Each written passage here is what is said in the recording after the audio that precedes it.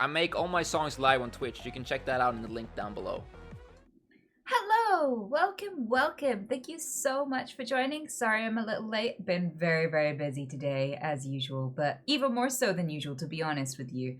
But I'm having a good time clearing out my house and finally getting rid of a bunch of junk that I didn't even know that I had. That, I'm not gonna lie, that slightly jump scared me, Cody. Thank you so much though, sweetheart. I appreciate it. You'll be happy to know that Oscar's doing well. He's all right. He's not suffering at all.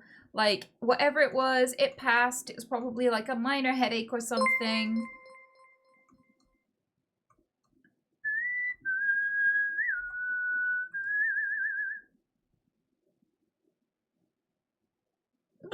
Maybe doing a bit too well. What do you mean? What do you mean? What have I done now? Ant-Man, thank you so much. And Sunny, thanks for the bits. And Mert and Karina, thank you all so much for the bits, guys. Mothman, thanks for the 49 month. I appreciate it, sweetheart. I really do. I'm glad Oscar's good. Yeah, I am too, honestly. And not just because going to the vet is a bit of a nightmare. I don't live close to any good vets. It's so annoying. But I'm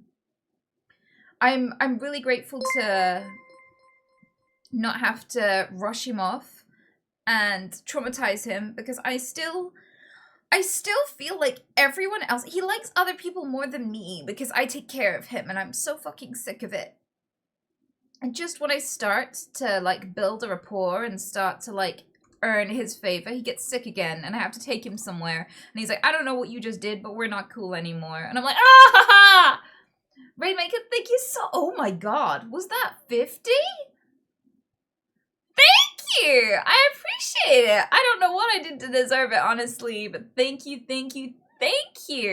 That is my day made. Absolutely. I can go. That's me sorted.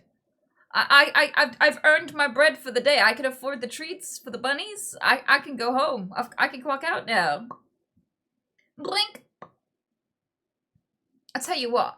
Do you ever get like a hankering for an old game you used to love when you were younger? Like you just get like a... You know, like when you haven't eaten a food in like a million years and then you go, oh, I forgot that existed. I need it now. Like, and it might be something really obscure like candy floss. Well, I just got a hankering for Okami. I don't know if any of you know what Okami is. Press 1 if you've ever played Okami, watched Okami, like know what Okami the game is. And press 2 if you're like, what the fuck is that? Hayden! Thanks for the 50 month. I appreciate you so much. Thanks for coming back, my sweet.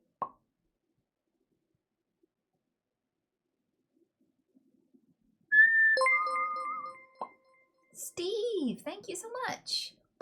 I appreciate the 63 month. Me, I'm 63. Oh boy, I can't believe I'm 63.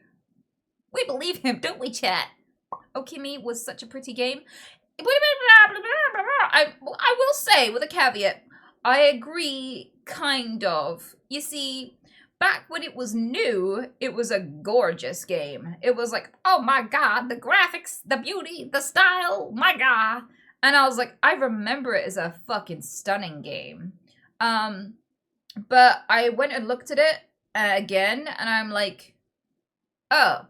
Because it's kind of like, they did their best with what they had, and we've been kind of spoiled for graphics. If you saw the trailer for Diablo 3, we've come a far away since then. So, like, it's kind of beautiful and kind of pioneering, and it deserved every single award it got. But I kind of wish I hadn't looked at it again in kind of beauty-wise, because like I have a sparkling, romanticized idea of what it looked like, and then I actually looked at the game and was like, oh. It's like the beauty filter came off of my memories. But I still want to play the shit out of it, though. Like, there's a part of me that wants to scribble across the sky and commune with animals.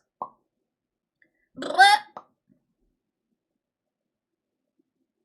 Oh yeah, I see.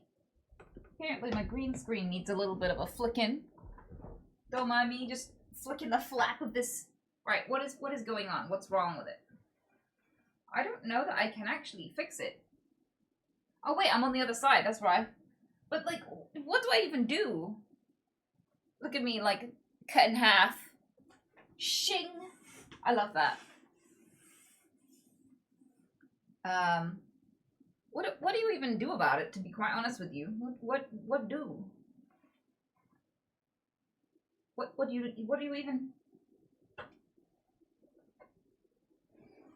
Did that fix it? Oh my god, I'm a genius. Okay, now that we fix that, alchemy, right? Love alchemy. Kind of want to play it again. Kind of want to just skitter around. I love the kind of like the gallop noise, that the noise that she makes when she runs around. But also I just love that you commune with all the celestial beings by feeding them. Because I don't know if you guys have fucking noticed this, but spirituality doesn't involve a lot of community in like the ancient sense. Like, I would like it to be acknowledged how spiritual it is to connect with your neighbor, to connect with your friends, to feed animals, to care for your kids. Like, that connection in and of itself is a very spiritual thing, is a very I'm not a spiritual person. I don't really have I don't have a religion or a belief, but I kind of feel like it should be acknowledged as a spiritual thing to connect with others on that level. And I feel like Okami really does represent that, because you sit there and you feed animals. And there's this whole cutscene where it just swirls around you and the animal that you're feeding. And it really makes it feel like this sacred moment, right? Which it is. It is absolutely a sacred moment when you've built a bond with another species. Like, that is a rare and strange thing that many animals are not as capable of as we are. It is such a privilege to be able to cross that barrier and create a connection and create like a rapport with another species. So like, I liked that aspect of it. V, hello sweetheart, thank you so much for the raid. I hope you had an amazing stream. What did you guys get up to? Woo! Good to see ya. Are you a nihilist? No, I'm actually an anti-nihilist. I'm not against other people being nihilistic. I'm so on the opposite end of the spectrum. It's unbelievable. I think everything that you do is incredibly important. Like, I have like this whole I'm so not a nihilist speech. And I'm fine with other people being nihilist, but no, that's just not how I perceive the universe and its meaning and existence at all in any way.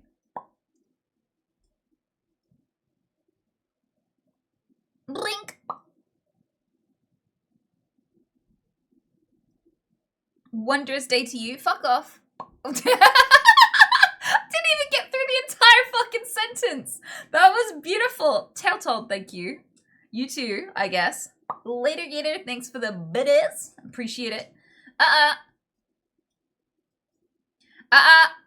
spoke to one of my family members that I ain't spoken to in so long, right? I was like, how's the kids? And in my head, they were babbies. When I last saw this person, their kids were like 5 months old and like 3 years old or something, I don't know. But like a toddler and a babby, right? Fresh from the womb. And I was like, how are the kids? And they're like, oh yeah, the oldest is going to high school now. I'm like, what? I was like taken the fuck aback. But it was so long that I hadn't seen them that I retold them that I had Tourette's. I was like, yeah, because they were talking about how like the whole mental health care system has completely changed, right? And I was like, oh yeah, like people are so much more welcoming, aware, like understanding. Like, people would have treated me like I'm crazy, but I don't know if I ever told you, but I have Tourette's. And she was like, yeah, we remember. Like, we took you out to do this thing together last time I saw you, and you kept shouting cats at me. I was like, oh, and she just was like, because, like, I don't remember having the discussion with most of my family. Like, there wasn't a get-together at the table where I was like, oh, no, I have Tourette's! Like, I was just the weird one, and people would sometimes side-eye each other, like, what's wrong with her? And nobody would really know, and everyone would carry on sipping their tea like nothing was happening. While I, like, screamed at the wallpaper and shit. And, like, when I was a little kid, I remember this really distinctly because, and my mom would tell me about it, because, like, my grandparents were very, like, stiff upper lip, like, oh, why are you swearing? And, like, there was this little box, this little box, and it had slots that were different shapes, and you pick up the blocks, and you put them through the holes. And instead of putting them through the holes, I would just slam it against the thing. Like, I would hold the box, and I would hold the chunk and go, fuck! Fuck! Fuck! And like, my mom would just like go into the kitchen to make everyone a cup of tea or something, and my grandparents would just look at me, and then look at each other, and look at me again. So, well, yeah. Now I have shush. Like, I got my diagnosis ages ago, but I don't think, like, I'd gotten confirmation from my doctor when I last saw them. So the fact that I was having really, really distinct and obvious tics to the point where they, you know, had sussed that I have Tourette's that long ago. And they're like, oh yeah, we knew you had Tourette's. Like, we knew. It was kind of interesting. Because I remember none of that, but my memory's shit.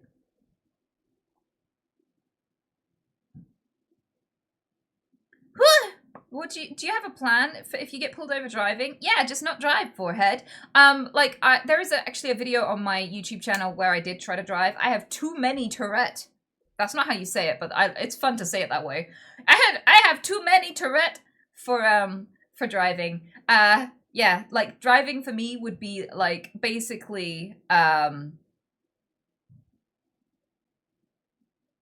no, it'd just be straight up suicide. That's what that would be. Like, if somebody asked me to drive them somewhere or give them a lift, that would be assisted suicide, essentially.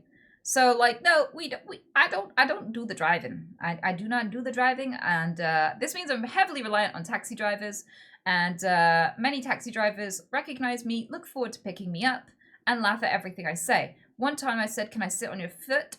Or was it, can I sit on your toes? It was something like that. And he went, with the socks on or off, love? Like, straight away, without even thinking about it. So I gave him a tip. I didn't sit on his toes, but the willingness won me over. I was like, wow, that's top tier service. I'm not actually going to do it, but, you know, you go above and beyond for your customers. What? Brink. See, I've been relatively calm and focused all of today. Like, I haven't had that many tics, but now I'm sat here with a cup of coffee. I'm just like, zing! So I apologize in advance. What?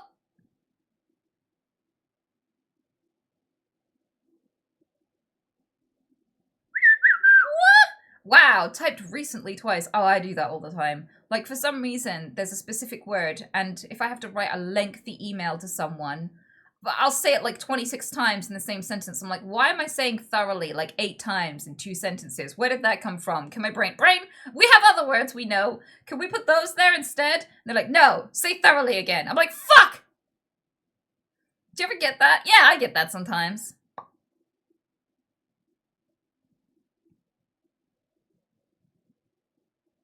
Blink. Thoroughly enjoyed this rant. Top tier. Great, Orcagene. Thank you.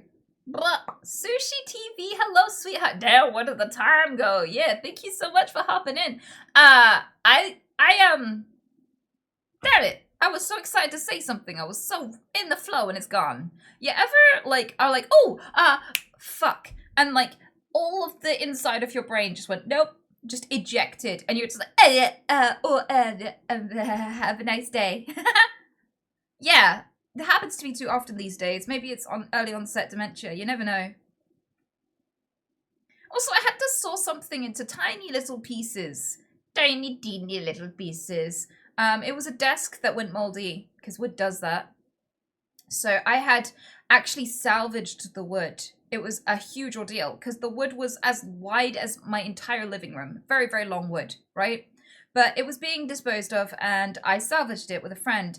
And we carried all of these planks to my flat at the time. And we attached them all together, and we made this big, long, extra long desk to play computer games on. And it was long enough to have LAN parties where everyone could sit in a row. And then, when I had to move out of that flat, I moved it into my office. And it was my office desk when I set up my whole business and, you know, did really well. And I was really excited about my future. And I was my own boss and I loved my life. And then I brought it here. And for a while, it was my streaming desk. So, like, it's been with me through, like, at least a decade. And it's seen so much change in my life, and I had to chop it to lots of little tiny pieces and throw it away, and I feel really sad and devastated, and like a piece of me is gone, and I don't know why I'm bringing this up. Something tip of my tongue. Exactly. Blink. What? So what you replace it with? Well, I don't really need a desk to replace it with, if I'm quite honest with you. Because I got the desk that I'm using now. Separate desk. It's actually meant to be a kitchen table. I did the whole IKEA thing and I ordered a kitchen table with no legs, like a kitchen worktop, and then I just plonked it on top of 2 IKEA drawers. It's great. It's working just fine.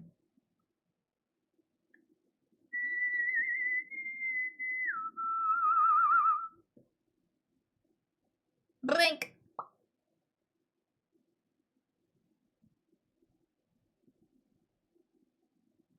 What if it falls? It hasn't fallen in the entire many years that I've been using this desk. So, I don't think it's gonna, somehow. I mean, I think I did some calculations about how much load bearing the drawers can do. That's a sentence and a half. That could definitely get misinterpreted. But yeah, it's fine, more than fine.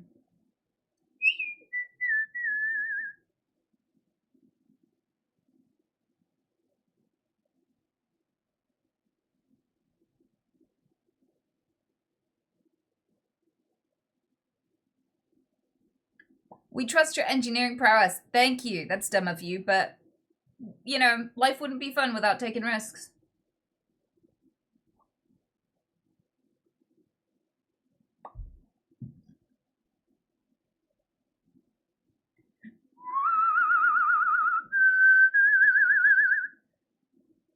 But also, what would you guys do if you were rich? Like, if I gave you 2 billion. If you had 2 billion, that's billion with a B. That's like hundreds of millions. What you doing? What's the first thing you getting?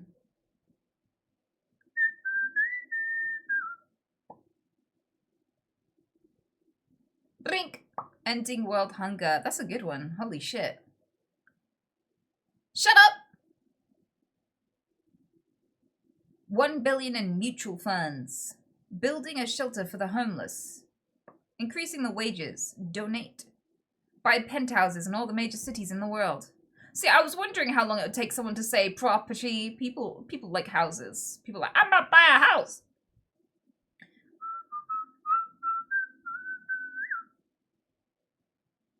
I would buy a Bunsen burner. Just the one. That's a very expensive Bunsen burner, dude.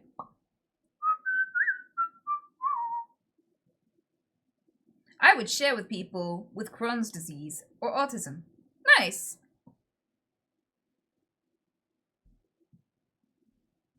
For some reason, my brain is so weird, Joyce. I immediately pictured like a little kid, like a little Oliver Twist-like kid who's homeless, walking up to you with a bowl after seeing you give like a wad of cash to some random person. Like, here, I've got loads of money. You have some. And they're like, please, sir, can I have some? And you're like, no, psh, you don't have autism.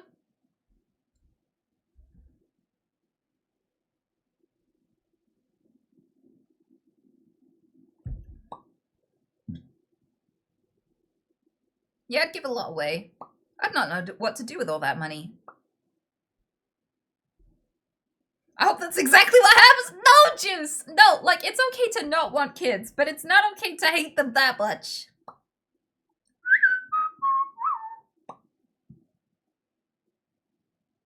I think I'd retire and I'd retire my family and invest in social issues, but I might be being naive.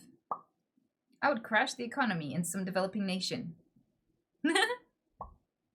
I don't know what Mansa Musa style is, but it sounds tasty.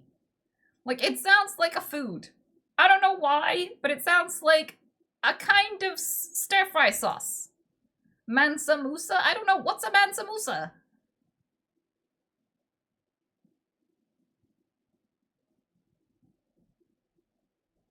I'd probably be getting a tier 3 sub too. No, that's what I'm talking about, guys. This guy's got his priorities straight. You guys could really, you could really learn a thing from Gaz over here, okay? He's like, I'm getting a raise. Time to get tier 3 in. You gotta do it in the position as well. You gotta put your head to the floor. Blink! I'd pay off the mortgages my family members have, get both my cars rebuilt, buy a farm, a small cabin in the woods, set up a dog rescue center, and travel the world a couple of years. Nice! Sounds like a decent plan, to be fair, Yankee. Umbrella, I feel like everyone wants a cabin in the woods till they've lived in a cabin in the woods. As someone who's had to live in the woods. Yeah. No. No. Never again. No.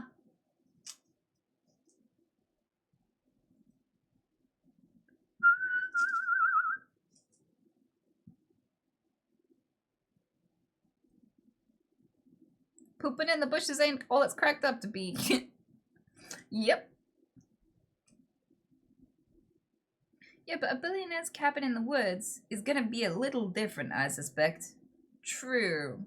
But, like, then you're just... Trust me on this one. Even a billionaire cabin in the woods. You're gonna learn some hard lessons about yourself and your preferences real quick.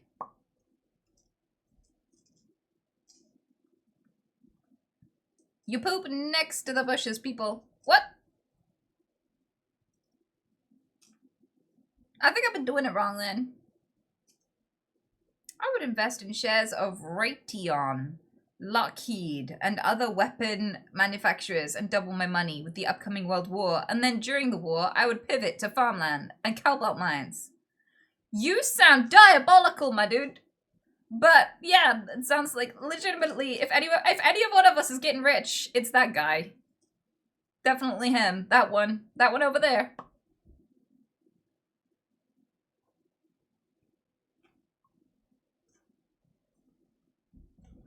But yeah, don't buy gold, because insects can poop that now. Apparently.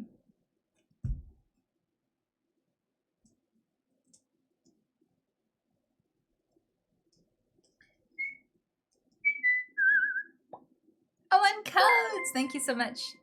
My family constantly fantasize about just packing up and go, or similar. I gotta say, met plenty of homeless people, and I just don't see the appeal in joining them. Fairs. Fair.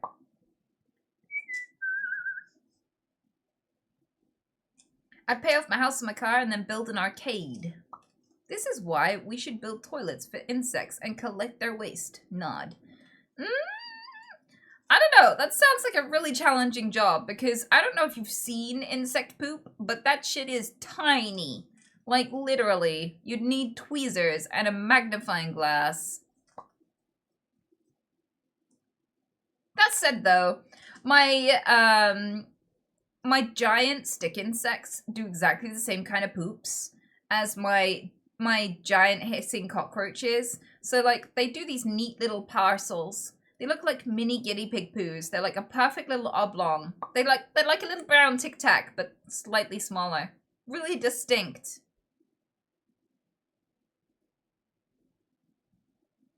Spider poop is visible. You just know that spider poop stinks. It's just too small of an amount for you to smell it. Like, if spiders could be huge, they can't. Physically, spiders can never get huge because they have an exoskeleton. But if they could be mahoosive, then yeah, like you just know it's stinky. But like, predator poop is always awful. Like, some people love the smell of horse shit. Like, horse shit brings up good memories for a lot of people. They're like, yeah, like, or the smell of the countryside, you know, cow shit.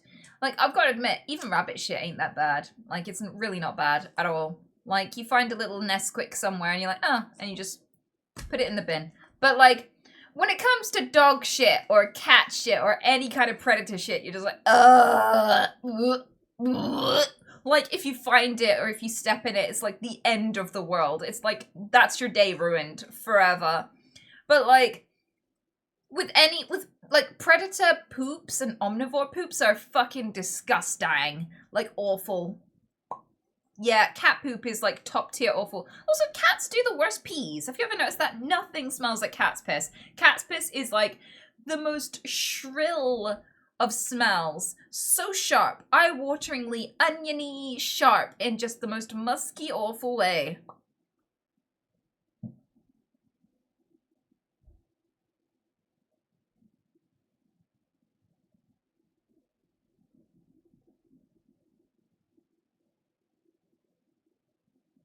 It's also the most tastiest liquid ever if you've got parasites in your brain. Wait, what? That is the most concerning thing I've ever seen a chef write in my life. Can we just like time out Orcagene? Give him 10 minutes to think about what he did. Just what? What?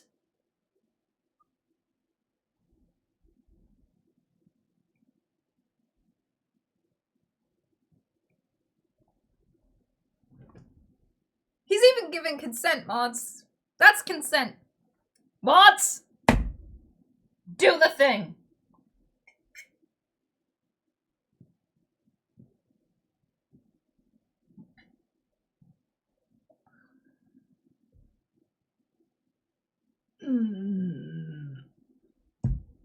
Wait, why would an exoskeleton guarantee that they stay tiny? Aren't they really huge spiders?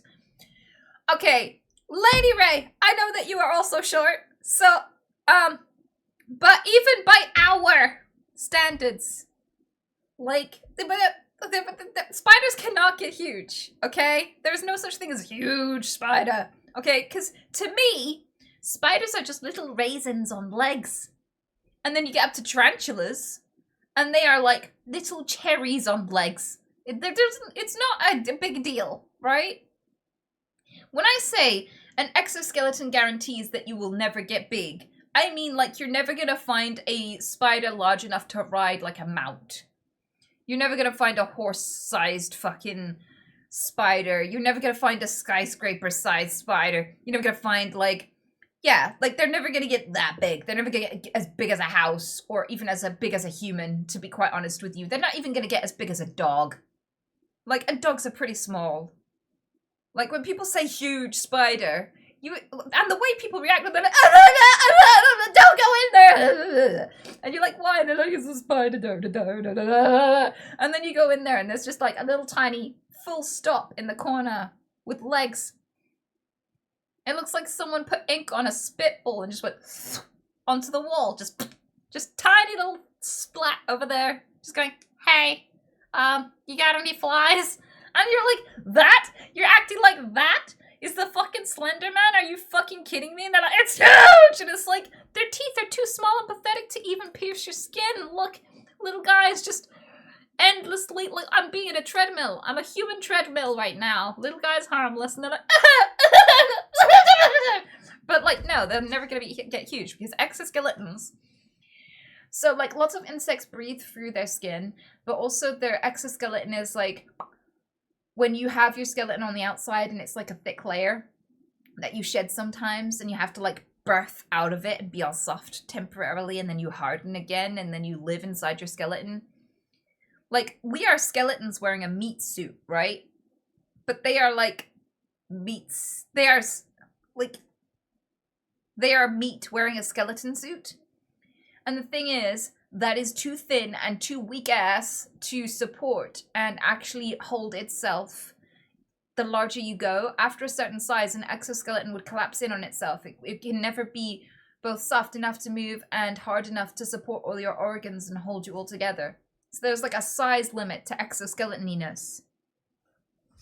So you're gonna be fine.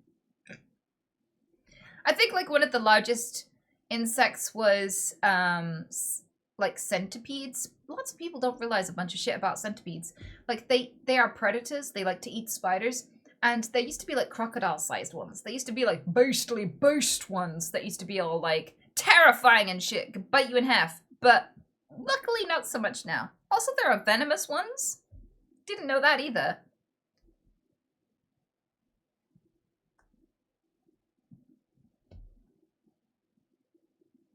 I saw a centipede today. I was like, ah, hello, champ. And he was like, no, I'm dead. I'm like, you're really clearly not dead. And he's like, so dead. Ugh. You're not gonna eat me, are you? I'm so dead. So stale and untasty. I've been dead for ages. I'll probably make you sick. Ugh. I was like, okay. Damn. Would have been cool to have a conversation with you. What a cool little guy. Would have been nice to see those legs run, but I guess this poor guy died. Of being a fucking wuss.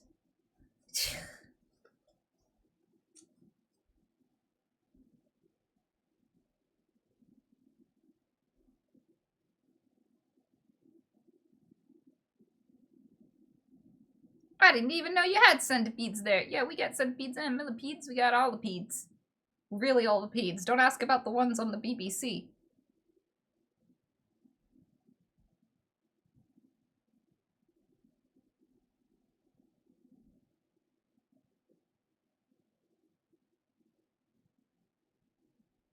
There's drama queens in the insect kingdom. There's a lot of queens in the insect kingdom, to be quite honest with you. Like, I'm not fond of the monarchy, to be quite fair. I don't think that, like, anybody is just born awesome. Like, I don't think, like, it's like, wow, you came out the right vag. Kudos, you get all of the land and kingdoms. And, like, someone else is born and they're like, oh, why are you still existing? It's like, I just breathed for the first time. Can I have milk? And you're like, no, you can't. Why would we give you anything, weirdo? Peasant. Like, it's weird that we do that. But it works for the bees, I guess, and it works for the ants. But only with queens. Have you ever noticed that all of them are matriarchies? Like, there's no insect that I know of where there's, like, a king, and he's in charge of everything. And, like, everyone just works really well together, and the whole system works for millions of years, and everyone knows their job and loves their job and has a great time. It's always queens for some reason. In the insect world, who, like, whatever god made insects hates men.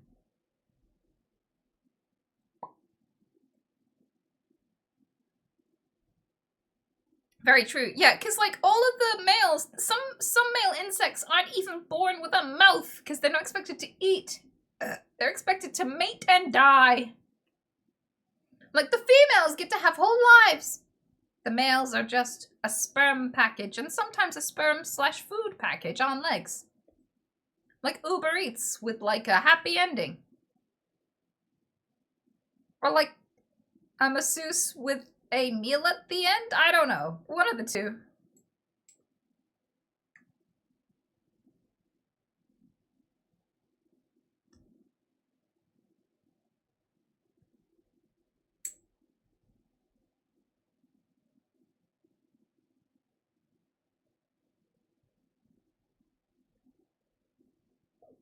Oh, God hates human males too. I don't know. He spared you periods for some reason, so I still think you're the golden child. Yelliot. Yellet. Like, we were both made, and if there's a god, he just looked at women and went, fuck you specifically. Yep.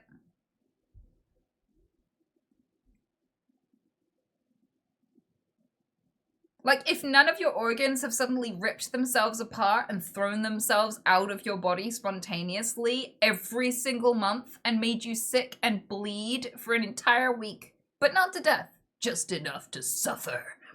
You know, I don't know, like, you got spared that shit. Clearly, whoever made humans liked you more. Don't you dare complain.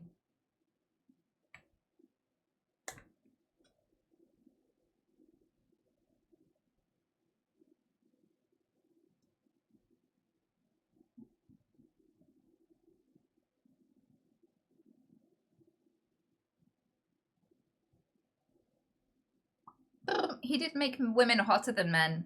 To men.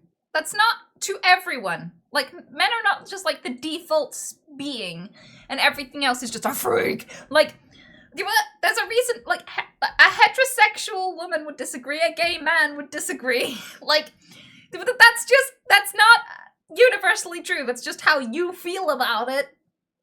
That's like having a favorite color and going, clearly yellow is the best color. It's like, no, that's just the one you like. Or those people who are really annoying who, like, listen to this song, it's amazing. It's like, no, I don't want to listen to the song. No, but it's amazing. I'm not really into rap. And they're like, but it's so good. It's amazing. Everyone loves this song. No, you specifically like this song. Yeah. Blah.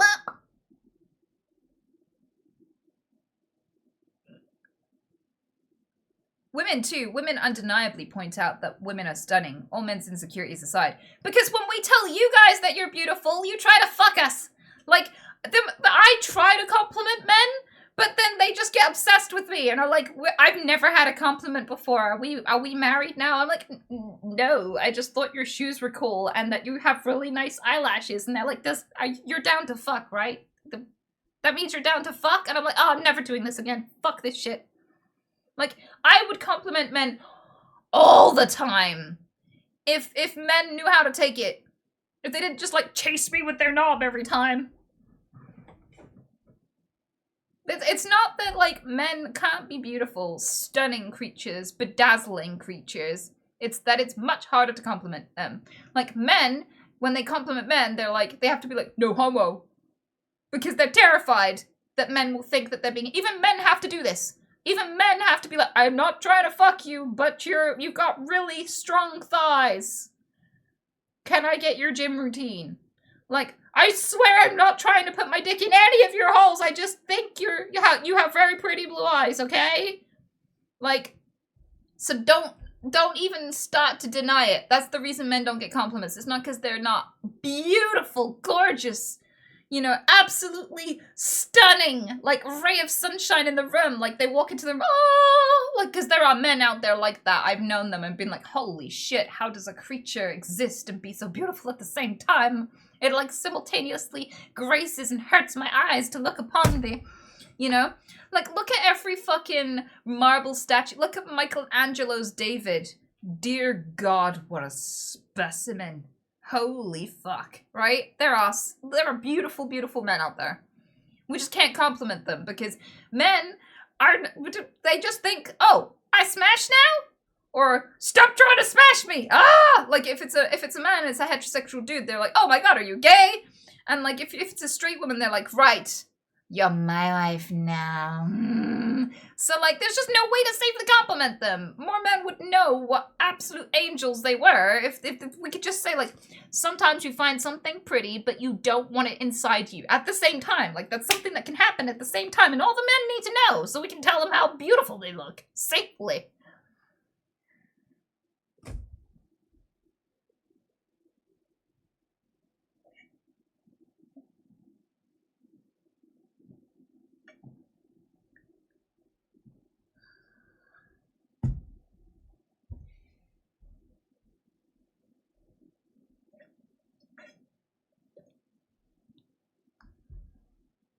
That mug looks awfully hard to drink from. Yeah, you just have to come at it from an angle, otherwise it spills it all over you, but it's pretty, so I still do it.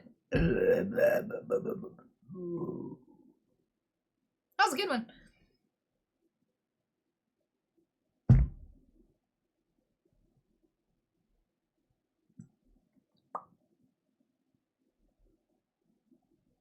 Sometimes a man just wishes they could swim under the Colossus of Rhodes. For real, for real.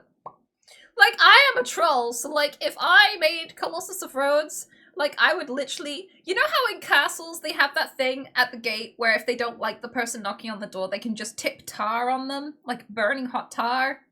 Like, when people try to storm the castle, you're just like, fuck this shit, splash. A moat? No, you don't... When you build a moat, you usually dig a... Like, the moat is just always there. It's not like you just drop it on people. Like, how the fuck would you suspend a moat? What? What are you on? Are you okay? Are you sober?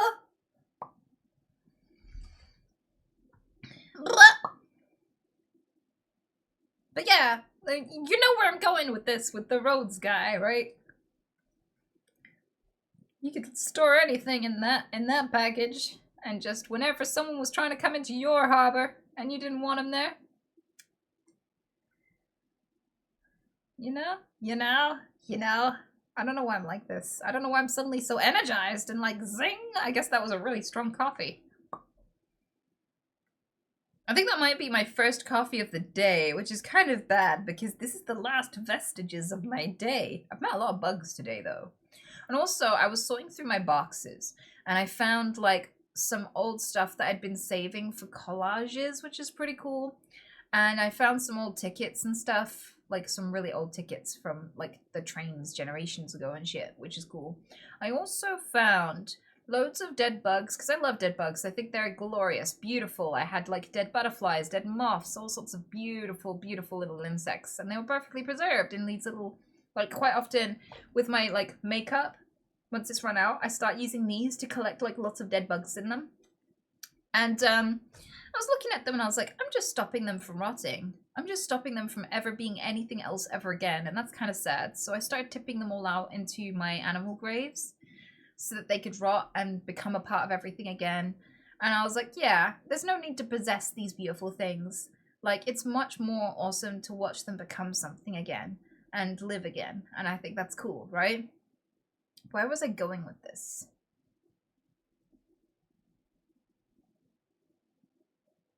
I have lots of dead bugs.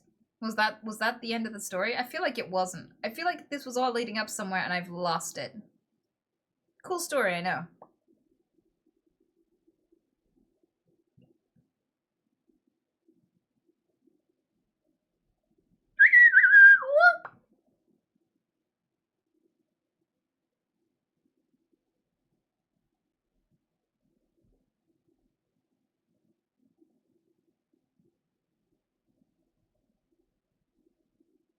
To be fair, it is wholesome. Thank you.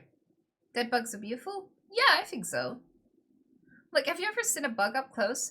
They look like little aliens, but like gorgeous little aliens. And it's like they're housed an entire consciousness, an individual that'll never happen again. Somebody with thoughts and feelings and a whole history that saw things we'll never see, that will never live a life like that individual ever did ever again. We're now learning how intelligent insects are as well. That they have hobbies and best friends and things that they like to do with their time. They think about death and all this sort of stuff. Like, scientists have caught up to that and they're like, oh, fuck, wow, how? Right?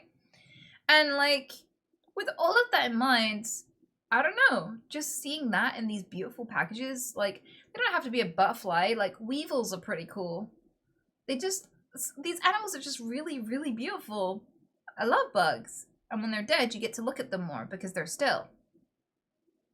And not fearing for their life. Like, I feel bad for insects that I look at when they're alive because they're just like, it's an Attack on Titan situation where you like bring them up close to your face and they're like, ah, don't eat me, please. And like, it's like, ew, gross. Why would I eat you? You spend all of your life in the mud.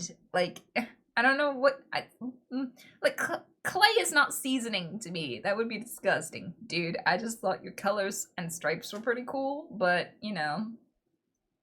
Now I feel judged. I feel like I would be the most bizarre fucking giant to meet ever, to be quite honest with you. I feel like it would be a very Adventure Time-ish exchange. What?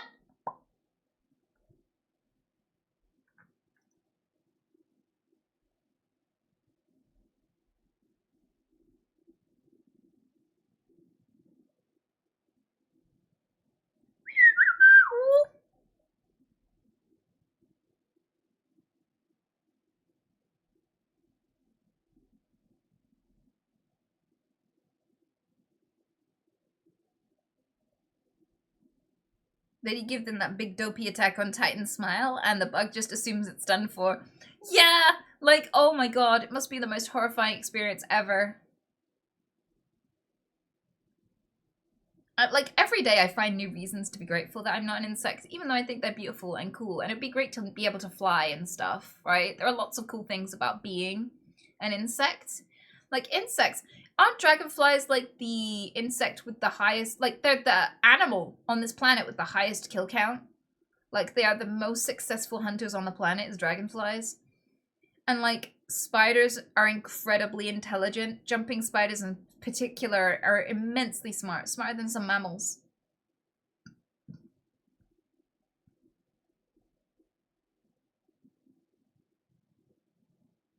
How long do you think it'll take you to clean your home? I don't know. I genuinely don't know.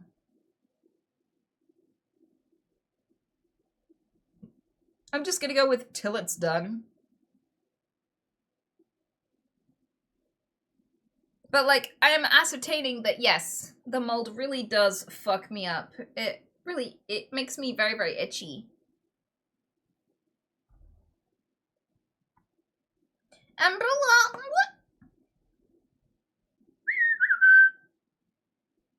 Pete is in his little bed.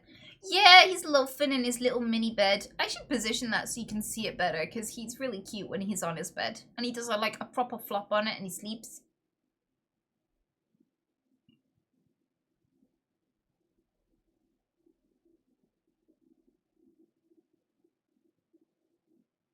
Blink.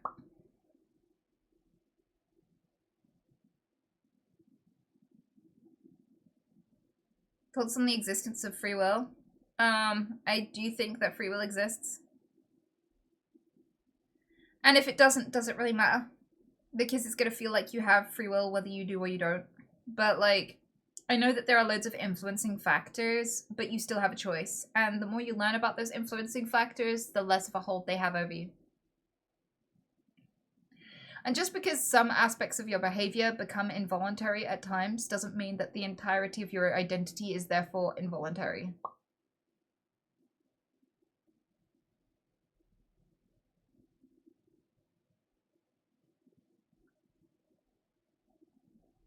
What would you do with the 2 billion? I don't know, but I was watching this lady on TikTok and she made me not want lots of money. I was like, what? This looks awful. Why would anyone want this?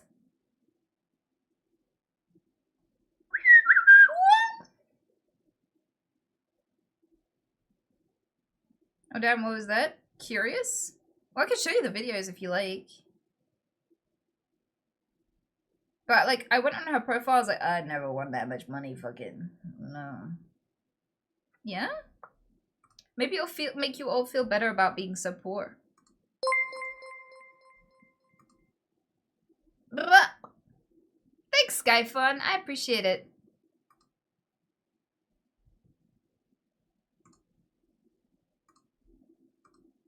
Umbrella. Brilla. What?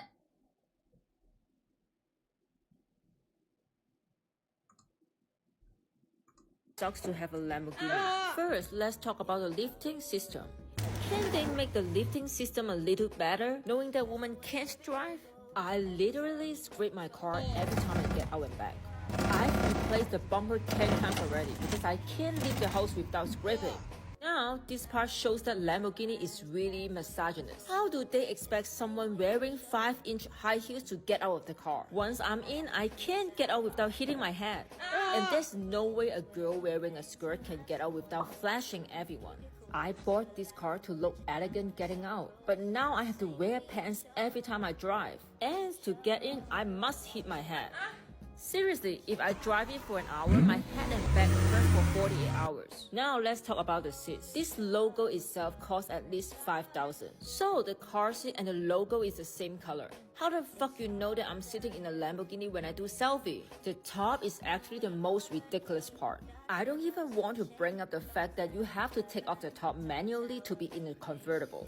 Guess what happens when it rains? I have to park on the street, soak in the rain in a fancy nice dress, and spend 10 minutes putting the top back on. Are you kidding me? Honestly, I already have so much respect for people who flex their Lambo all day and night, because it's a tough job to drive this car. Well, I guess there's still one benefit. You get pulled over for speeding 100 times, but always get away with it. Here's how much I pay my personal assistants every year. First, meet my Derek, stylist, thank you who so arrives much. at my place every morning at 8 a.m. to ensure my hair and makeup are perfect. Yes, she even carries my bag wherever I go. Next, meet my content creator, always on the move with a camera, ready to capture every interesting moment of my life. And here's my handsome bodyguard, who sometimes doubles as a nurse, keeping me safe wherever I go. Big thanks to my personal nurse. She's always there when I need her, so I never have to worry about being sick and unable to work. Then there's my amazing driver, who saved me so much time every day because I can work every minute. Oh, and I can't forget my 24-hour chef who cooked delicious meal for me so I don't have to think about food. So I spend around $1 million a year on my personal assistants, but hey, I'm not the one paying. My shareholders are, so who cares, right? Here's why my executive assistants can easily... Here's how I date as a multi-millionaire. As a businesswoman, I don't have time to swipe through Tinder, go on endless days, and hope that some random guy checks all the boxes. And I don't compete. 6 feet tall, makes under 2K a month, non-smoker, non-drinker, from a third-tier country. No, third-tier city. What is that? Born after 2000? Wait. Speaks English, have Instagram, brainwashable. the boxes. And I don't compete with anyone in anything except when it comes to money and business. When my girls and I go on a date, we don't mess around. We just book a room and have 300 pre-screens. Qualified guys delivers right to us. Turn the lights all the way up. Then, just like a group job interview, I ask one question and whoever gives me the best answer gets to stay for the second round. What can you bring to the table? But let's be real, all these guys look the same to me, with makeup thicker than my tax returns. I seriously can't remember any of their faces even if I try. How good is English? I'm not talking to you. So I told the manager to switch up the inventory and bring in something different. But honestly, the only thing I care about is how much value you can bring to my company, how much money you can help me make. I'm here looking for a zero-risk investment.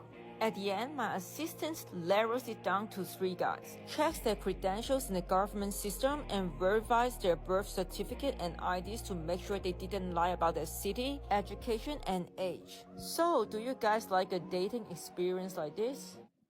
Here's how I date as a I was like, I don't think I want to be a multimillionaire. I don't think I can do it. I just don't. First of all, that doesn't seem like a fun date. I wouldn't get butterflies with a bunch of nervous guys who are all gold digging. Like, I'm not gonna assume that about them because they're like pretty young guys. I'm gonna assume if someone says, hey, do you want to go on a date with one person and compete with 300 other people for this one person? Most people would be like, no. But if they went, hey, do you want to like win a date out of 300 people with a multi-millionaire? Then people start to say yes, right? Like, nobody subjects themselves to this for any other reason if they could just date people. So, like, I don't know how you're gonna get butterflies. I don't know how you're gonna get, like, oh, I want to see this person again. They seem really nice. And, like, but like, there's none of that. There's no actual connection. It's just like a business interview. This is like interviewing for a new member of staff. Like, it's not. It doesn't have any of the stuff that makes a relationship worth it in it. But like having cars that are just like flashy but really fucking annoying, having to pay everyone around you to be there, like, I don't know. None of that seems like a lot of work. That does. And I don't think I could enjoy the position. And then, like, I don't know. Today, let's go buy an $18 million apartment with me. My current $20 million 4-bedroom apartment in Shanghai is just too big for me and my 3 pets. I keep losing them for days, so I'm giving it to my family as a vacation home. Since I'm already living in China's most expensive and prestigious apartment at $30,000 per square meter, I obviously don't want anything less than that. Now I know what you are thinking. Aren't I worried about stalkers by showing where I live? Honestly, not at all. When all your neighbors are billionaires and you need to show proof of a $10 million net worth just to step inside, privacy is kind of a given. So here's where I need your help. I've got 4 options. First is this $18 million for a 2-bedroom, but I don't like the view. Well, I guess it kind of makes sense why it ranks number 2 instead of number 1. The second one is $15 million. The location isn't the best, but it's the only one with the private elevator for the maid. The third option is the $6.8 million 4 Seasons residence, which includes daily maid service like a hotel. The last one, and also my favorite, is the $8 million Bulgari residence, which has a Bulgari store right next door for my jewelry shopping convenience. So, which one do you think I should get? Let me know in the comments as I need to move in next week.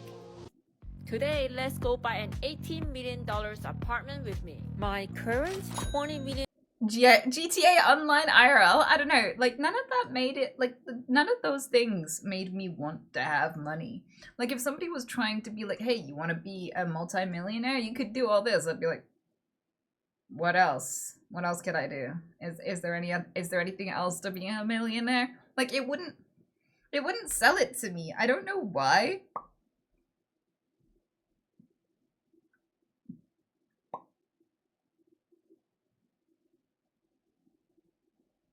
How much jewelry is this person buying? I know, right? But the more outfits you have, the more jewelry you need, because your jewelry just doesn't go with everything.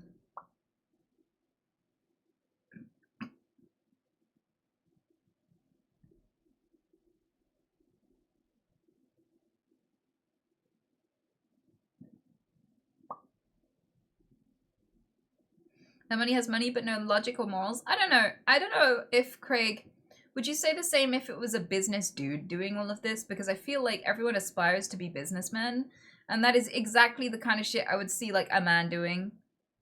Like businessmen in business suits do this every day, and people like are like, I want to be like him. I want a 12-step program to be like him. You know, I want him to sell me a PDF for like $500 on how to become a brilliant businessman like him. I don't know.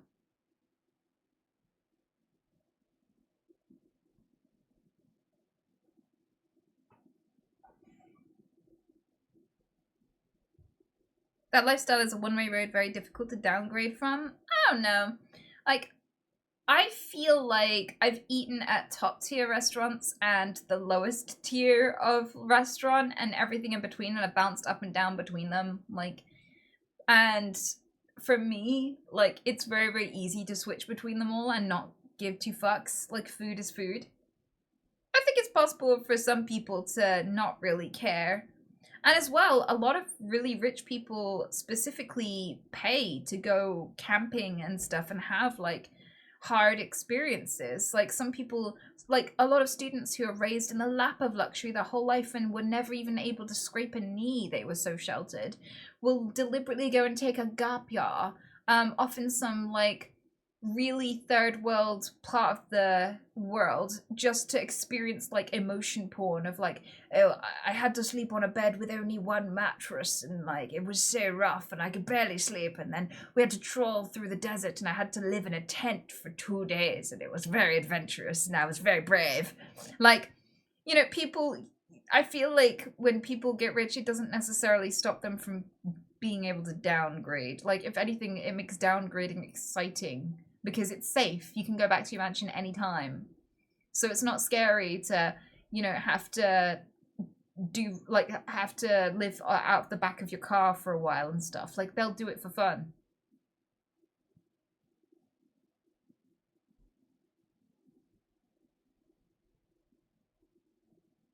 Also, I just realized that whenever I try to do a posh accent, one of the first things I do is I imagine my teeth are too big.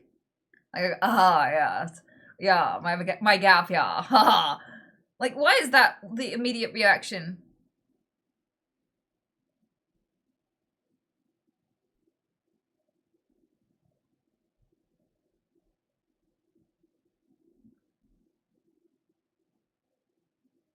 Thornberry style, exactly. But a lot of the posh people are really, really like the Thornberries, weirdly. Like, Nigel Thornberry, like, I swear, Boris Johnson has a lot of Nigel Thornberry vibes.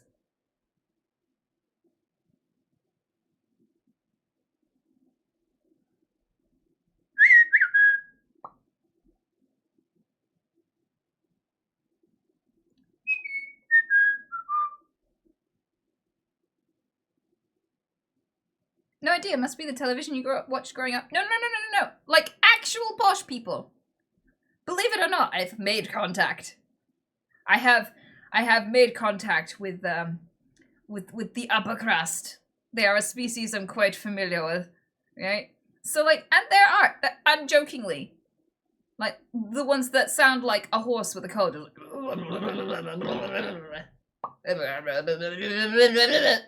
Like they start every conversation, every sentence with. I don't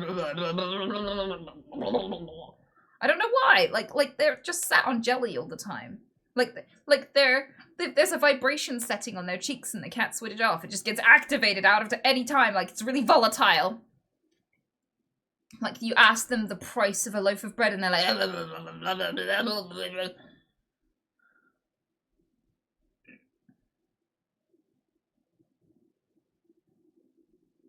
Rich people are so uncalibrated. That's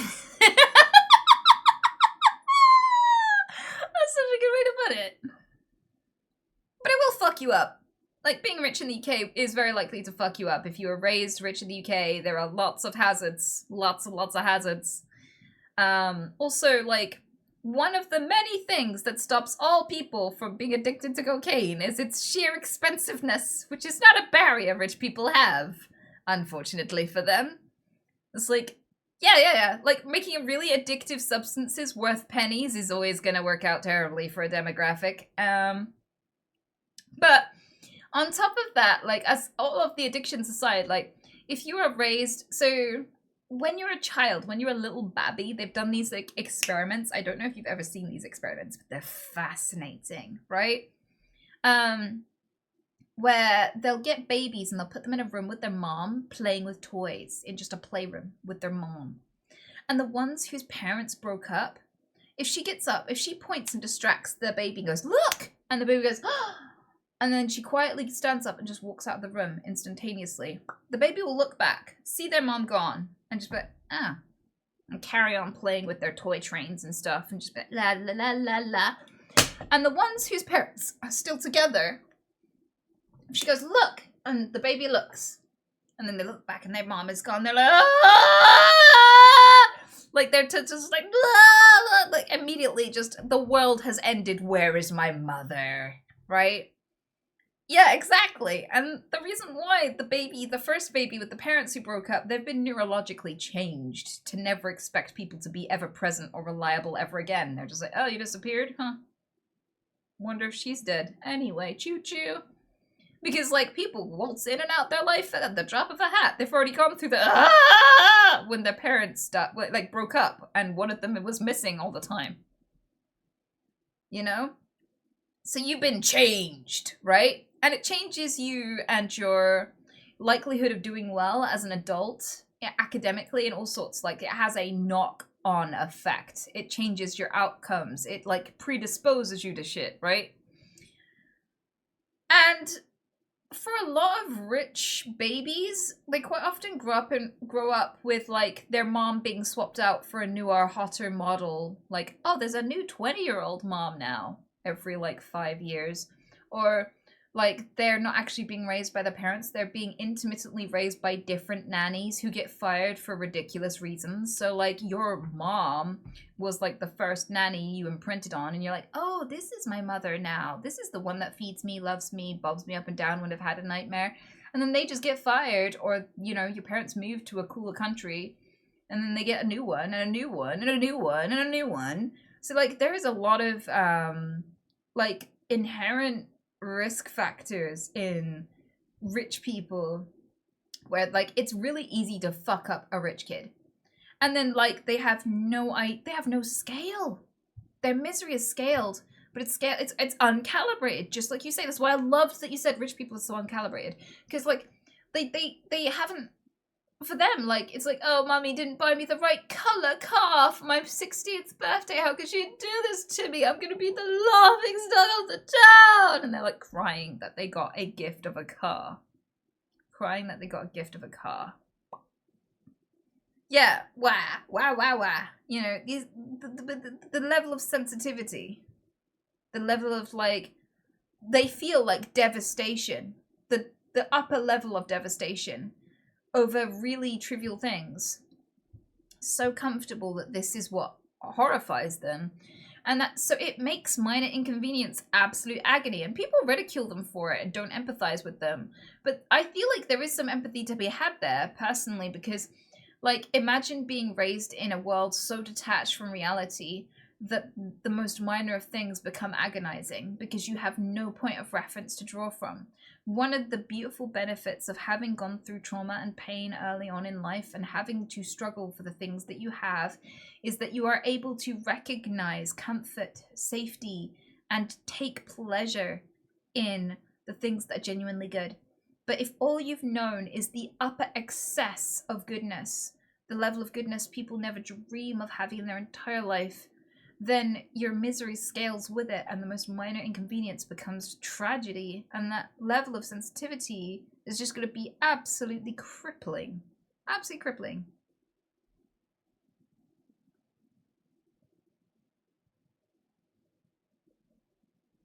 Blah.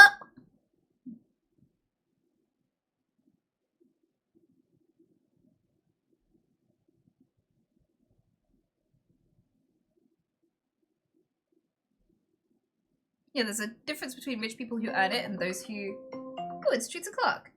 Okay, I'm gonna go do the treats. I'll do Pete first. I wonder if I refilled his treats jar. I think I did. But I still haven't got any dandelions, even though someone really kindly DM'd and reminded me, and I read it and then got distracted and still didn't buy more!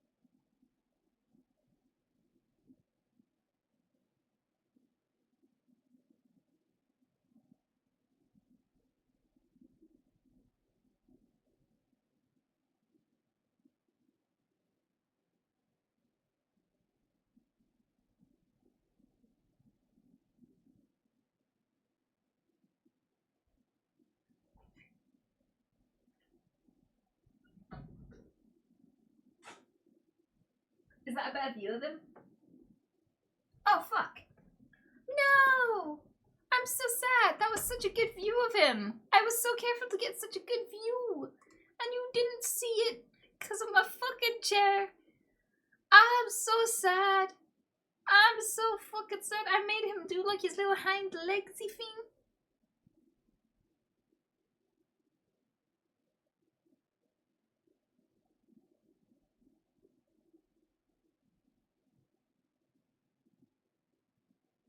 But yeah, you could see his beautiful chair. But we're gonna have to change over to the other bunnies now. I'll go up and do them.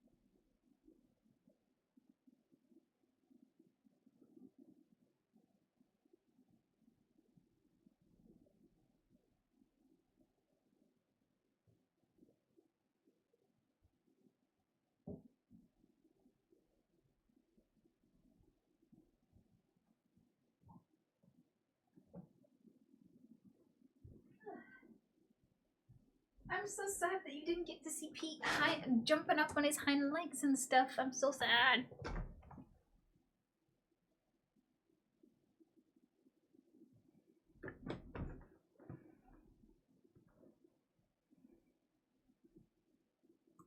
And I'm back.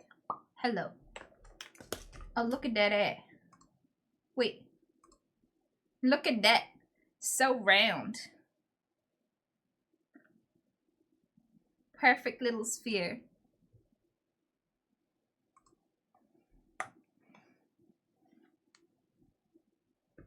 Whoop. So yeah, what were we talking about? I don't know. Probably wasn't important though.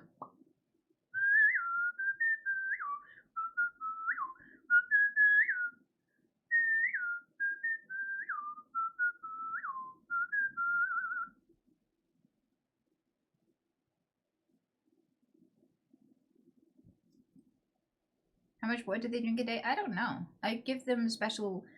So a lot of people give their rabbits and many other rodents those little water dropper bottles that you have to lick the ball bearing, and they go every time they want to drink. And it's so annoying. It's like me giving you a teaspoon that you have to drink all of your water with from now on. Like, I hate those things. People are such bastards for giving those to their pets, right?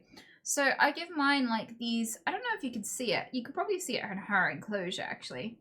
So between the black thing and her cat, like her little enclosure, right in the middle, there's a white thing. Can you see it? It's got like a clear top and like a white bit below. So that is, it functions a lot like a water dispenser that you'd see in an office. The plastic clear bit at the top is, you fill that with water, and gravity constantly refills a little pool at the bottom. So like it's an open dish of water, and as they drink, the water pressure brings the water above it down into it. So like it's just an always filled, always replenished drinking bowl. Yeah, so like technically the reason why I did it is because I have like single person paranoia. Like if I fell down the stairs and nobody found my body for like a few days, my rabbits would die. So I have an automated food dispenser that dispenses like a few teaspoons of rabbit pellets 3 times a day so that they have food. And if I died suddenly or went missing, those things last for like 2 or 3 months before the batteries need changing. And they've got water as well, constant water. So they would survive. It wouldn't be great, but they would be able to survive long enough that whenever my body was found, my pets would probably still be alive.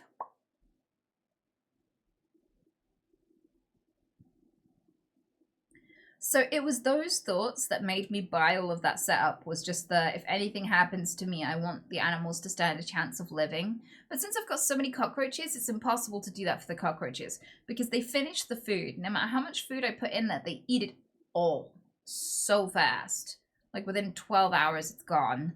So like, and they eat fresh food. So there isn't really anything I could give them where it would sit in their enclosure and just be available for months. Like with the rabbits, so they're just kind of fucked. I don't know what to do about that.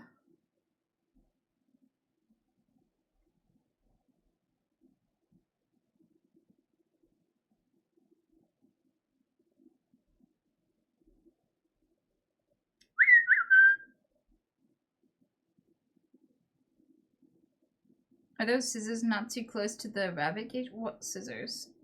What scissors are those?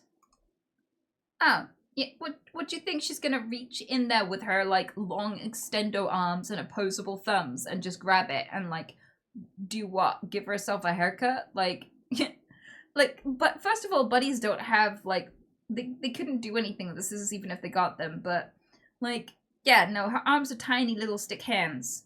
She can't grab that.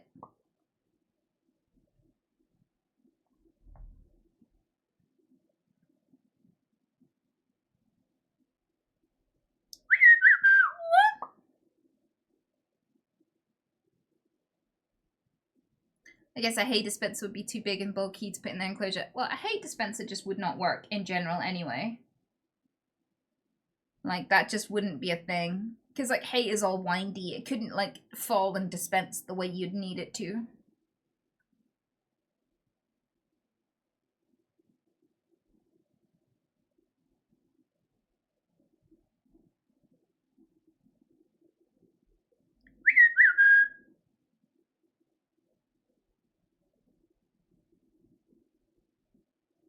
I love you. I love you. Shut up.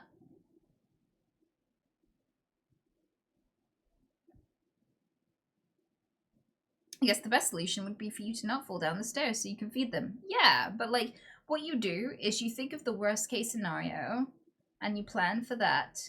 And then the second to worst case scenario and you plan for that. And then the kind of mid-tier acceptable scenario and you plan for that.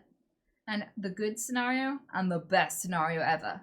And then what you do is you try the best scenario ever. And if it doesn't work, you're like, fine, I'll go to plan B. And like you just go down and down to like plan F.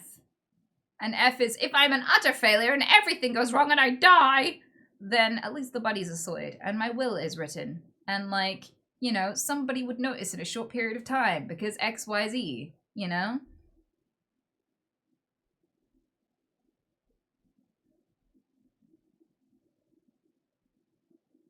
You still haven't told us what you do with 2 billion. Well, I don't know how to spend 2 billion. I don't even know if you can in a lifetime. It's a lot of money. But like, I would have a big mansion that is a domestic abuse escape retreat. So like, I would buy like one of those big ancient like 1400s mansions with like the maze garden and all that shit, right? And I would use every single room as like a refuge for people escaping domestic violence. And if they had their kids with them, that'd be okay because there'd be like a schooling tutor room with a in-house teacher to teach kids.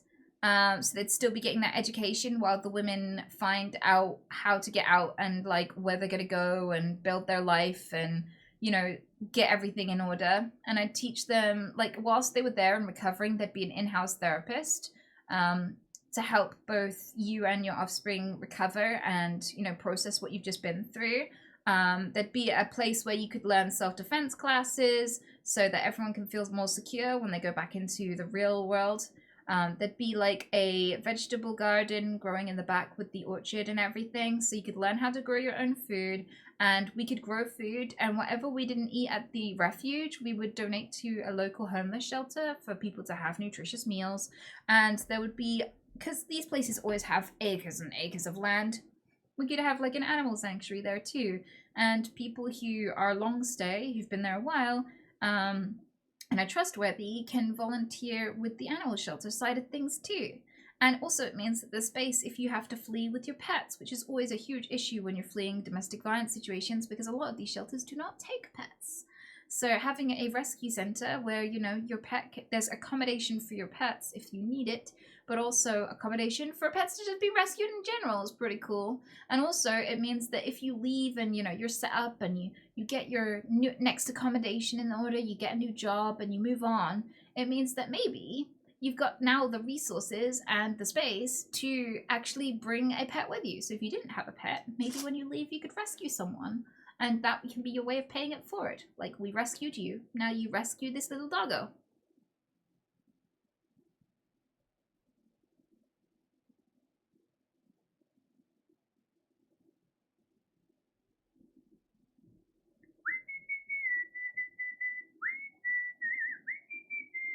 Oh. 2 billion is easy. Buy a few super yachts. Super yachts. A couple of planes. 2 billion gone in a week. Nah, but who even wants either of those? Nah.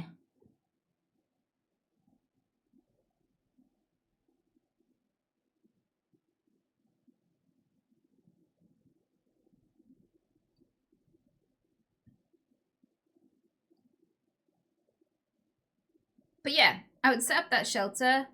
I think, as well, I'd spend some time going around the world just kind of understanding issues, because I feel like I've got an activist mentality. When I find out something's wrong, I don't really feel like resting until it's fixed, which can be very uncomfortable in a world with a lot to fix. So like understanding where I might have some suitable expertise and be useful might be a good way for me to like go and search for something worthwhile to apply myself to for a bit. But like I feel like it's really beneficial to change your life around and do something new every 5 years if you can. Accrue a bunch of skills and life lessons, meet a bunch of different kinds of people from all around the world, and learn how to relate to someone regardless of your differences, and reinvent that lesson over and over again by changing scenery over and over again.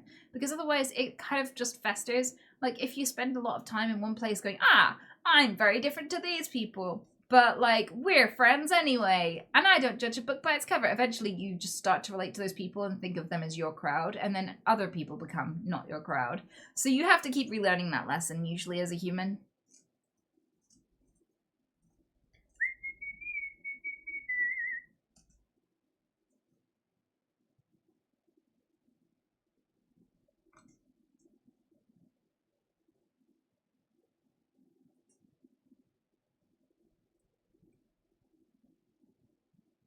It is healthy to change your environment from time to time. Exactly.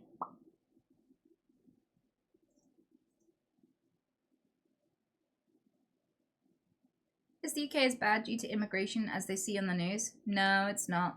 Immigration actually really helps our country. People are just idiots. So the thing with immigration is that there are lots of jobs that we don't have enough qualified professionals to do. And without the people that come from other countries to do them, we would suffer huge economic collapse and huge issues. And we saw that already with lorry drivers. When we did Brexit, it changed the way that lorry drivers were able to operate across our borders and in our country. So a lot of lorry drivers were people who came from other countries, and we couldn't use them anymore. We had a lorry driver shortage because of Brexit, right? And this meant that for about a couple of years, loads of supermarkets had empty shelves. It was a huge fucking struggle to get any products on shelves. It was barren. It was like really, really difficult to get fucking food because lorry drivers just went around to drive all the food to where it needs to be and transfer everything. Like, we are heavily reliant on imported tradesmen as well. Like, a lot of Polish people come over to do like workman jobs where like they renovate your homes and they like build walls for you and things like this, because we just don't have enough of those people here to supply as much as it's needed. And so like what's happening is what always happens in countries when they suffer an economic collapse. So we made a bunch of really poor decisions. We voted in a bunch of really terrible people with money, and they fucked up our economy very, very badly. And every time in every country, in every time frame, whether it's 100 years ago, 600 years ago, whether it's in this country or in India or like anywhere in the world, right? If a government fails you financially, they will blame somebody else. They will say, look at those immigrants. They're the ones that fucked the economy. They're the ones stealing your job. They're the ones making you poor. And they scapegoat foreigners. And the stupidest people will fall for it. People who are very dumb, very impressionable, and don't think things through, have no idea how the world works, will immediately fall for it in an instant, every fucking time. Like, a lot of people who are scared of illegal immigrants don't even know what an illegal immigrant is. A lot of people who are angry about refugees don't even know how refugee systems work. That's why you get like Schrodinger's refugee who's simultaneously stealing your job and sitting around claiming benefits. And it's like, which one is it? They don't know. They have no fucking clue. They were just told to hate someone browner than them, so they fucking did, the idiots. And it's a tale as old as time. It's a really old trick in the book, and people keep falling for it. It's so predictable. If you can predict that an economic collapse is coming, you can look at a graph, and as like a country's money goes down, like the amount of racism goes up. And it's by design, by the way. There's like it's because of like things like the Rwanda bill, and shit like this, where subtly our government makes out like these people are a huge problem when there's barely any of them. So, like, not only are they such a tiny percentage of the population, like tiny, tiny, tiny. Like, I've pointed this out to so many people who are like, they're coming over and stealing our jobs. And it's like, do you know how many unemployed people there are in the UK? Because even if every single person who migrated here was employed, which a lot of them aren't. A lot of them are students, or, you know, they are the children of people who came here to work and things like this, right? Or like the spouse of somebody who came here to work. So there are plenty of people who aren't stealing your jobs, but even if every last one took the jobs, there would still be, like, if every single one left and we took their jobs. So if all the immigrants in this country left, there still wouldn't even be like 1% of the amount of jobs we'd need for, like, it would make no significant change in the amount of unemployment of national British people. It's not the issue. It's just not. So, like, the thing is, as well, all of the people who were protesting immigrants because they were scared that immigrants were like rapists and criminals. The funny thing is that all of the people that were detained from those protests about immigrants were rapists and criminals.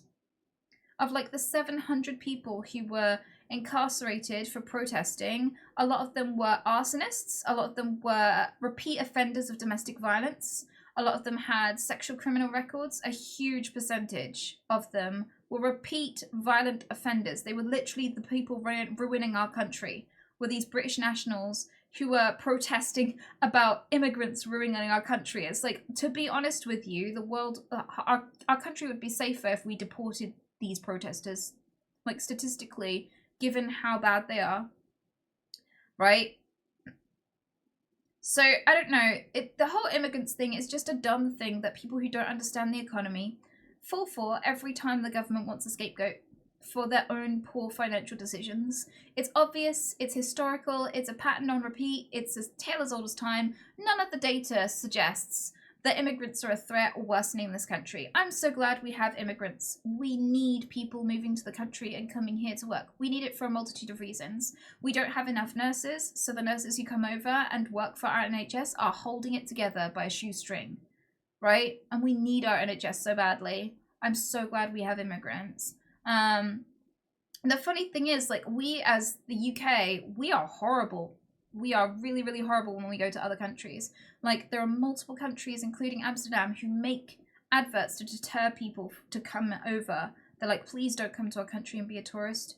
Because in Spain and Amsterdam, it actually reduces the worth of houses and shit, and it like actually worsens the areas, and there's more crime. There's more sexual crime, violent crime, and vandalism. There's more people pissing in the streets. There's more people drunk lying in the roads when British people go over on holiday because we're horrible, horrible tourists and everyone dreads us. And we have the audacity to complain about other people coming here to work when we go to other countries, we go there to trash them and like do horrible things to the women there and like generally just make the place worse. Like, that is the reputation that British people have when they travel to other countries, and we have the audacity to complain about people coming here to work, to contribute to our economy, to pay their taxes, to act. Like, I can't believe people are so stupid. But anyway, they don't actually represent most of the people in the UK. Most people don't mind immigrants, and we know this because when the anti-immigrant protests happened, there were anti-immigrant protests. So there were like 5 or 6 people who showed up in Bristol for the protest, like literally, I'm not exaggerating. There were like 5 or 6 people who came to protest the immigrants in it. And like then a crowd of like thousands of people turned up in a massive ring around them. The police had to make a band. Like, they had to form a circle to protect these 5 protesters. And their mates never showed up. That was the entire protest. And they looked really awkward. They were just stood there shifting their feet, just like, oh, fuck.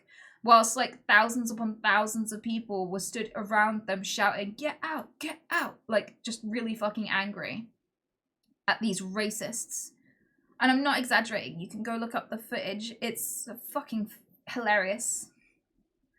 Like, we hate the racists more than we do immigrants. Like, immigrants are not a problem in this country. They're just not.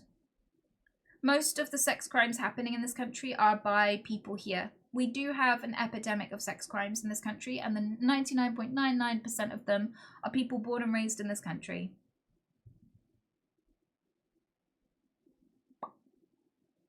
So, yeah.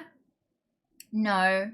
Immigrants aren't making this country worse at all. I'm very grateful for immigrants. I hope they keep coming. That's not the issue. Never has been the issue. And even if it was the issue, we'd be the last ones to complain. Because, like, wasn't it the Mayflower from Plymouth we sent to go and colonize America? Haven't we colonized, like, literally every country we possibly can? Aren't we heavily colonized? Weren't we involved? We were invaded by the Picts, by the Romans, by the Vikings. Invasion after invasion after invasion. Like, most of us, even if you go back like 1,000 years, aren't really truly natives to this country. We're just invaders. We're the last people to be able to complain about someone coming over here stealing our jobs after all the shit that we stole when we went everywhere else. Like, fuck off. We have to shut our mouths when it comes to that. We haven't got a leg to stand on.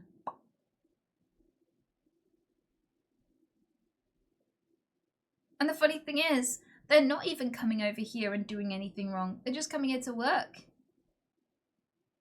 And it's so weird as well, because the same people who are really fucking racist go home after working really hard. They order a Chinese or an Indian. Like, that's their meal for the evening. It's like that. Nobody ever really orders British food. Like, they're wearing clothes made in China. Like, nothing. All of their spice rack is from all over the fucking world. Even tea, the thing we're famous for, fucking imported. It's not even British. And they want to complain about everyone coming over here. Shut up.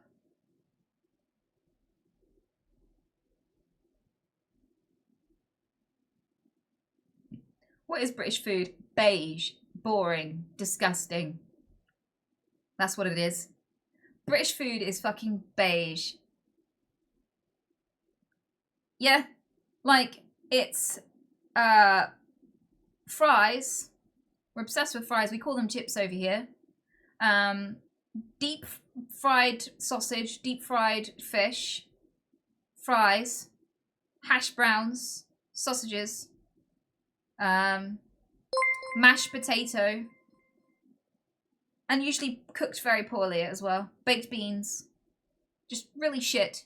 The food, British food is genuinely shit. That's why we eat, like, the most popular food we eat comes from all around the world. Anywhere but here.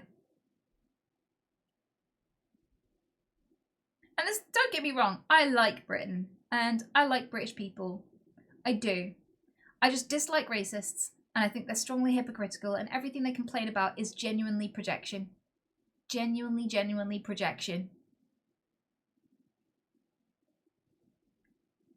And the fact that most of the people who were like protesting the immigrants coming over because they were like rapists and like criminals, just so happens that all of those protesters were rapists and criminals, says everything you need to know. It's just projection. It's just fucking projection. It's like when like people are anti-gay, like when they're homophobic and it turns out that they're gay. Like when all of the gay dating and hookup websites crash whenever there's a Republican Party like convention or anything in the area. So like it's just projection. Don't listen to them, and they're still the minority. We don't have an immigration issue here in the UK. We just don't. And I mean, in all of the southwest of the UK, I barely ever see anyone from anywhere other than the UK. Like it's still mostly white. And like I'm not saying that's a bad thing or a good thing. I'm just saying like everyone makes out like there's an epidemic of immigrants. And it's like, it's so rare for me to see anyone with brown skin at all. Ever. In my area. Ever. Where are they? Like, it's not even that they're ruining the place. It's like, where is this sea of immigrants? Where is it? I don't see it. What the fuck are you on about? Like, it's paranoia and delusion, honestly.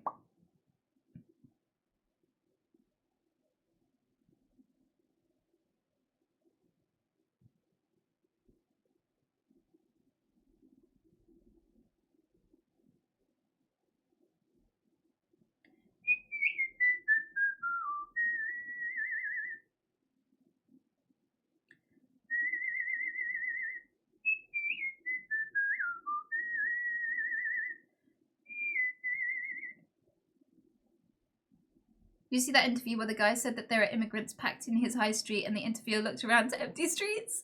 I did. That was a beautiful, his awkward response as well. He's like, what now? Where? And he's like, well, maybe not right here, right now, but, you know, they are here. But, like, you'll never find anyone smart saying all this stuff. They literally are the two-head guy. Like, they've got one front tooth. You know, they've got fewer brain cells than teeth. And they ain't got many fucking teeth. And they're just like, gotta keep Britain British, innit? You know, they're literally the kind of people who, instead of using full stops, they say innit. Gotta, like, get them out of here, innit? We've got to get the immigrants out, innit? It's only those people, and they are not the majority. They're, like, maybe 11% of the country. Which is still very high, concerningly high. Fuck! But no, they don't represent us. We do not claim them. They're so stupid.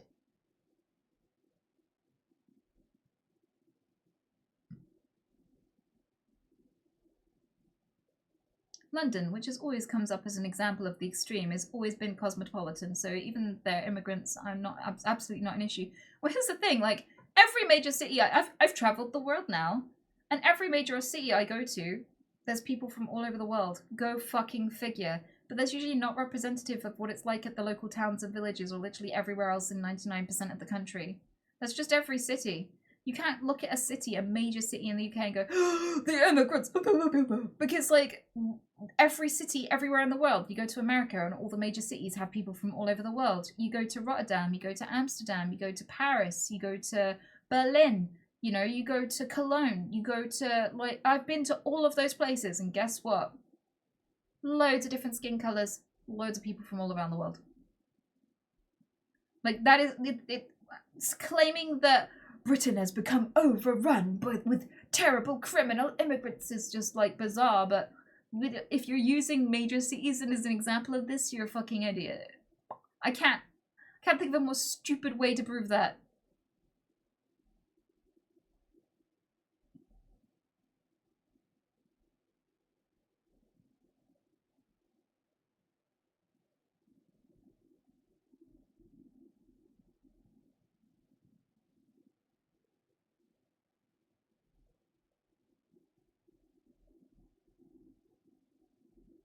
What's the most racist thing you've seen in the UK in person? Well, I wouldn't stand for it if anyone was being, like, physical or anything. Like, I'd intervene. But, so, like, nothing like that's ever happened around me.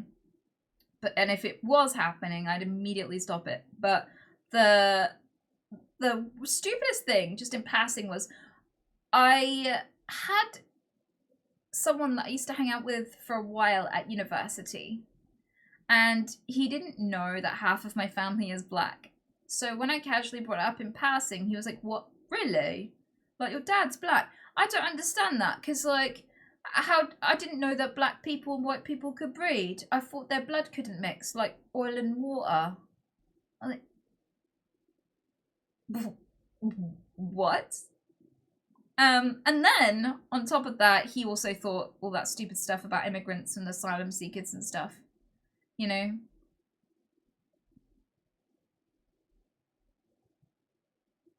But also, my ex's mum, she's like, oh, I didn't know that you had some black in you. I didn't know you were black. Say something black. I was like, what do you mean, say something black? What does it? And she went, oh my god, is that racist? Was I just racist? Oh my god, I'm so sorry.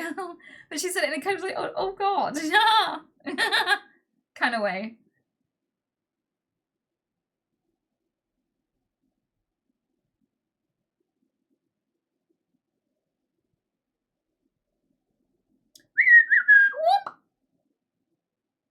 Dick maxing for Christmas.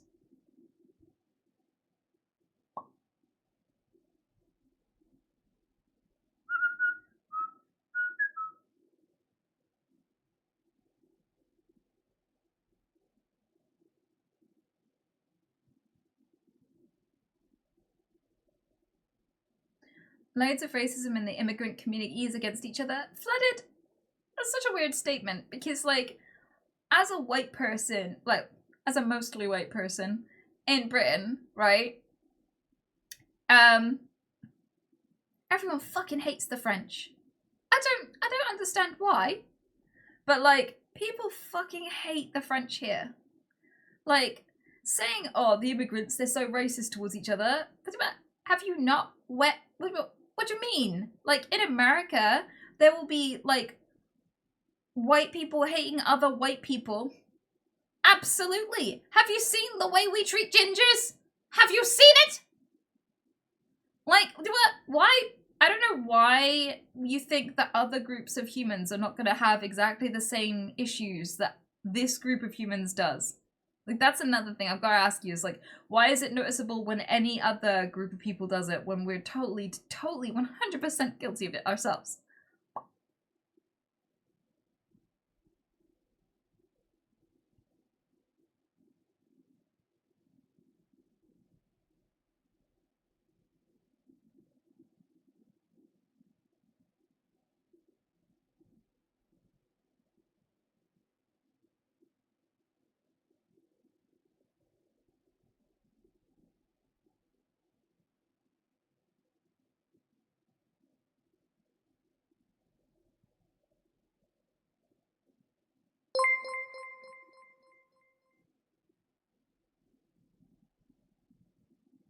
What is Peter thinking about? Either treats or distraction. Like, weirdly, most bunny boys think about girls. He does not think about girls at all. He doesn't think about boys either. That's not the issue. He's just ace. He's the first ace bunny I've ever known. He's not interested in anything. He doesn't hump anything. Like, sometimes if you get a lonely boy, you can get them a cuddly toy and they will love the toy so much. But, like, his cuddly toys stay unloved. I mean, he'll groom them and sit next to them, but he won't love them. He's, like, completely asexual. And as well, some lonely bunnies will try to hump you. Like, my mom had a bunny called Dandelion who would hump her feet. But only with the socks on. If she took her socks off, he wasn't interested. Right? And he doesn't hump my feet. He doesn't hump anything. He doesn't love anything. If he sees another rabbit, he immediately goes into kill mode and tries to rip out their throat. Like, literally, he's hospitalized bunnies. He just cannot get on with any other bunnies. Hates them, hates them, hates them, hates them. He's the first ace bunny I've ever met.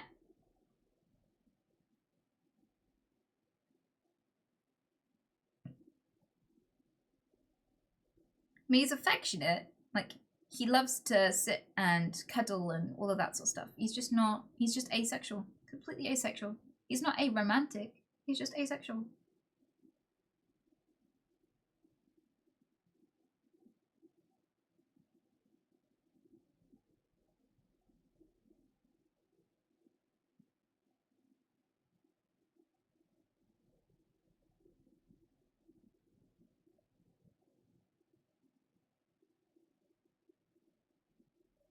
Did you buy them some goodies? Not yet, but I will. Whoop.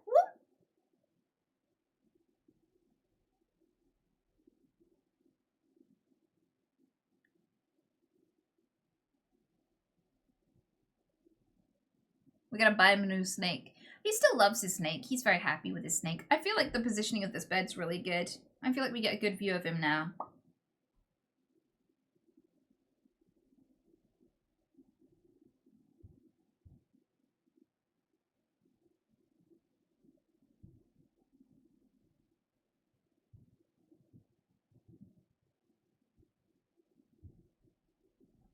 We can see him pooping, eating, and sleeping. It's actually great.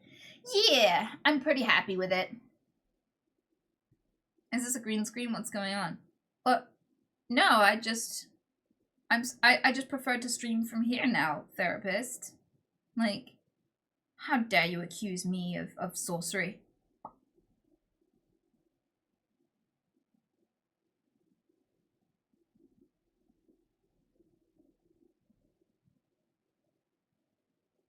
Do you think that animals can have a full lack of emotions like psychopaths and humans? Psychopaths have emotions, though. What are you on about? Like, psychopaths can feel crippling self-loathing or embarrassment, anger. Pretty sure they can. I think it's that psychopaths tend to not to bond with other people, empathize with them. But that doesn't mean they don't feel emotions. Like, as far as I'm aware, like, psychopaths are incredibly emotional. I mean, to murder someone, like, people stereotype psychopaths as people who are murderers, but many people who are actual genuine psychopaths never murder anyone, you know? But if you go along with that stereotype that they're all killers, killing is a hugely emotional act. People don't kill someone when they don't give a fuck. Like, if you don't give a fuck about someone, you're not willing to go to prison to end them. Like, of course psychopaths are highly emotional. Why would anyone think that psychopaths don't have emotions?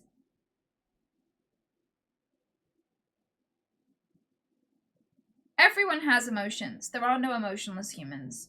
There are no emotionless animals as far as I'm aware. Like, emotion is just instinct.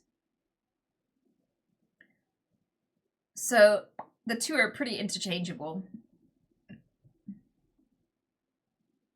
But also, like, a lot of the things like dopamine gives you motivation, right? So it makes you feel motivated, but it also controls your movement. So if you're low on dopamine, you can end up, like, I'm pretty sure that dopamine is related to Parkinson's disease, but also depleted dopamine can stop you being able to move altogether. Like, it's, yeah, so like some of the neurochemicals you have that control your emotions, like serotonin and things like this, also control your body. So you can't be devoid of them without completely disabling whole aspects, essential aspects of your body's functions, because they have multiple purposes. It's kind of like, in my house I have scissors, and I use those scissors to cut things, but I also use them to like unscrew things when I can't find a screwdriver, or to score into paper so I can fold it properly. Or like, you know, I have lots of uses for my scissors. Like I might use the scissors in the kitchen to snip herbs, but I'll also use it to cut cardboard or like to cut my hair. Like it has lots and lots of uses around the house. It's not just for one thing. And it's the same with neurochemicals. The ones that control your emotions also control your body and your digestion and your sleep and your sex drive and, you know, your ability to like do basic things. Like your body's internal systems need it too. So you can't be emotionless. And people who delude themselves into thinking they're emotionless aren't actually emotionless. Like feeling numb as a symptom of depression is not when you're emotionless. It's when your mind can no longer recognize what you feel. So you feel numb, but the emotions are still there. You're just detached from them. But like, it's pretty much impossible to be an emotionless human, and people who think they're not experiencing any emotions tend to either be delusional or tend to still have the emotions and just not be aware of it.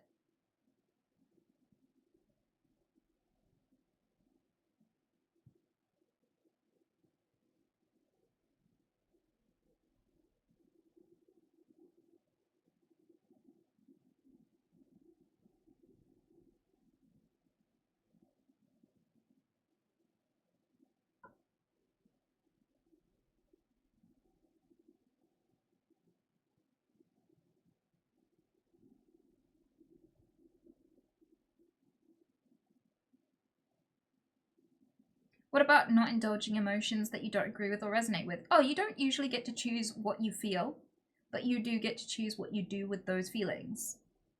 That's where free will exists, right?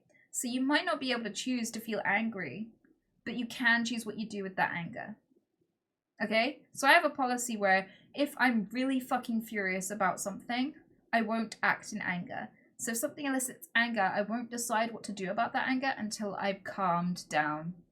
So if someone's really pissed me off, they probably won't find out about it until the next day when I've figured out exactly the best action to take. Because anger makes you less reasonable, and acting out in anger you're more likely to regret because your prefrontal cortex shuts down and you stop making decisions that are conducive with your survival and with your ethics and all of these sorts of things. So I tend not to act in anger if I can choose not to. Sometimes it's important to act in anger, but most of the time it's probably best to cool off before you fully decide, right? So with sadness, I can't choose not to be sad about something. It's natural. When sad things happen, it's a very human reaction to be sad about them. But I can self-soothe. I can be like, okay, I've just been through some shit. I think I'm going to eat ice cream and watch Netflix and play computer games and spend some time with some friends, because it's okay to nurture yourself and take care of yourself when you've had a bad experience. Yeah, like when I feel joy, it's good to like take a moment to actually savor that and notice when it's happening to you, and to like really go, yeah, I've given myself some space to recognize my joy and to really have that joy, and not be like, no, I have to be busy or anything, and not to feel guilty about that joy, because that's the whole point of life, right? So like, you just because you feel something doesn't mean you don't get to choose what you do with those feelings. For example, if you walked in on like your partner cheating on you, you might have some instincts or some knee-jerk reaction. Your emotions that you might feel might make you feel aggressive, angry, destructive, vengeful. But the truth of the matter is that if you acted on those emotions, you might lose custody of your kids, or you know, you might end up in prison, or you might do something you regret to someone that you love, even if you have to break up with them now, right? So acting in anger, you may not be able to choose whether or not you feel angry about it. The anger might be involuntary. You can't control that you feel that thing, but you do get to choose what you do with that anger. And once you start choosing what you do with your emotions, like, because all emotion is energy, when you start directing your energy purposefully, when you're like using every bit of energy as it should be used. Because anger is an opportunity, sadness is an opportunity, happiness is an opportunity, if it's used right. So when you start choosing how you react to your emotions, you don't choose your emotions, but you do choose your reaction to them. That's where your free will comes from. That's where you become wise. That's where you become, that's when your life gets better and you have more control. You don't have to suppress your emotions to necessarily benefit from them.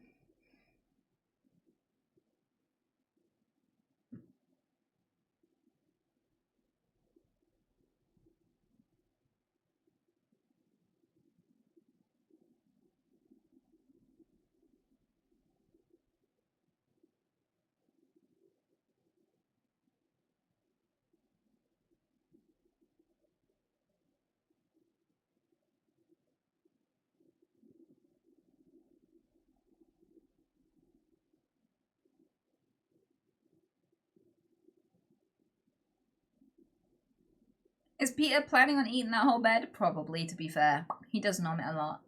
But they're very replaceable, luckily.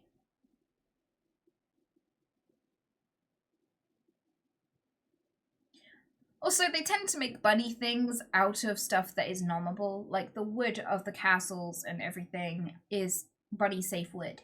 I did my research. I only buy bunny safe things.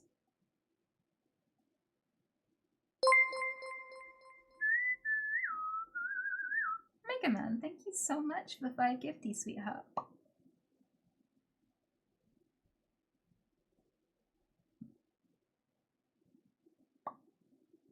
There's a distinct difference from not showing emotions and just not sharing them with others. I kind of feel like picking and choosing who you involve for emotional support and picking and choosing who you show aspects of yourself is just an aspect of adulthood. Not everybody is very mature, and not everybody understands the impact they're having on your life. So putting sensitive things in their hands is not always wise. Trusting people with everything isn't always necessary or smart, right? Yeah, like my analogy for that is sometimes if you invite a friend over, it would be weird to hand them a vase worth $40 million and be like, hey, could you carry this around while I show you around the house? Don't drop it though, because that would put me in deep debt. And it's like, why would you do that? Why make them carry this out of the blue for no reason when they never asked to carry it? And it's a lot of responsibility and it'd be really damaging if they drop the ball. Like, why would you just do that out of the blue? So like, if you have something that you're very sensitive about, like that you're struggling with, trusting the right people with it and not passing just anybody the vase. You can have friends that you don't pass the vase to. You can have friends that you just invite, show around the house, and you don't even show them the room with that vase in. Exactly. Because they're great in every other room, and they're fun to be around, but maybe they're a bit clumsy. And also, sometimes it's just not appropriate to share every aspect of yourself with everyone you know. Do your bunnies like your stream? Yes. So when I'm away, my pet sitter actually shows Pete. He opens the laptop and puts it on the floor in the kitchen for Pete to watch, and Pete will literally lay down and watch my stream. Because he sits behind me in the stream room and watches me when I stream as well.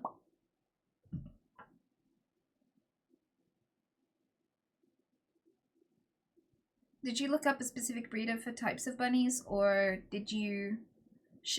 are you shelter lucky bunnies? I think that breeders are awful people and that you can't be a decent human and be a breeder. So I will never pay those people to do what they do. I think it's awful and it should be criminal.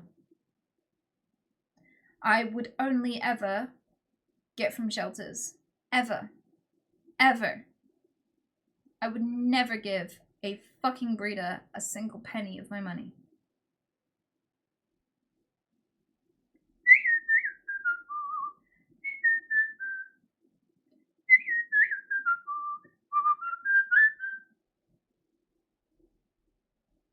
Did you see that Concord is no more?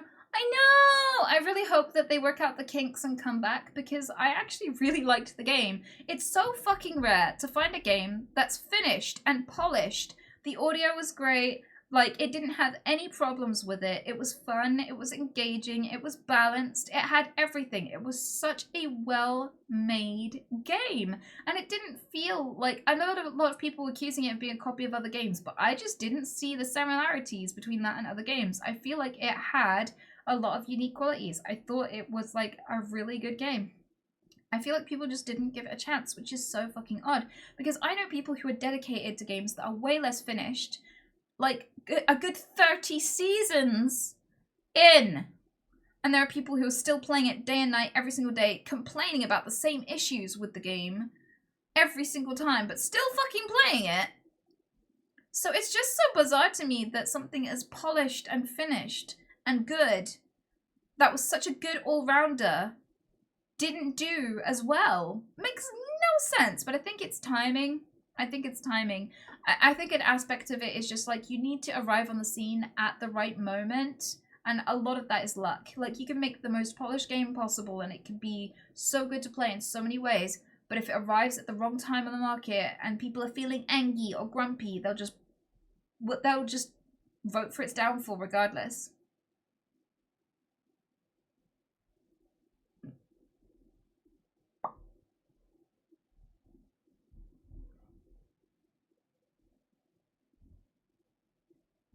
We talking Concord? Yeah, and lots of people compared it to Overwatch, but it didn't feel like Overwatch at all, personally, for me to play. Like, I played a lot of Overwatch. A lot of Overwatch, and I don't feel like it feels the same. I just don't.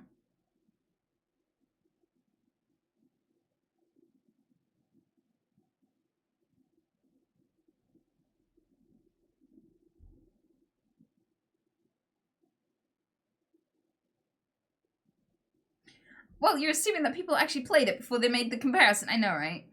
But yeah, it's a shame. I hope it finds a way to come back. It looked like when they said that they were going to pull out for now, that it seemed very much like a for now. I don't think it seemed like the game is doomed forever. I think they're just gonna listen to feedback and see where they can tweak it, and hopefully, like, it comes back again, and you know, they find a way to introduce it in a way that lets people give it a chance, honestly.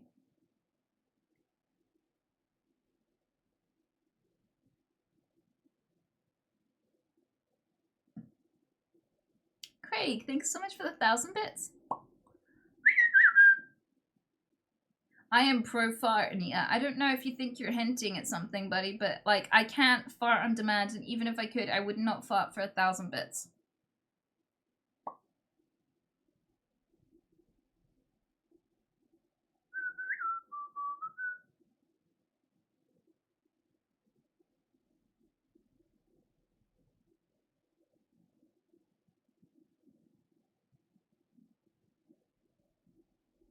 I love you. Shut up!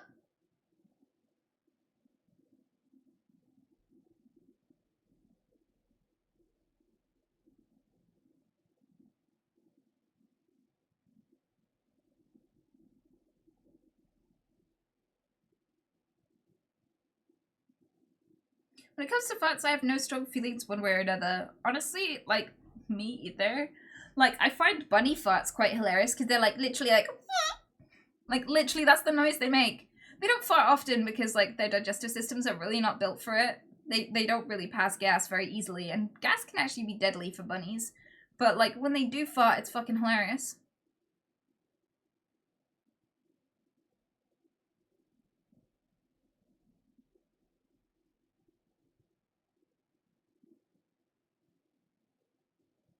That was not supposed to be a segue into the next topic. Olga Jean, you do not, you can't contribute to a conversation and then get mad when people pick it up and like actually run with it. That's how conversations work. My dog has never made an audible fart, but will always smell like a fish, and he doesn't even eat fish. Well.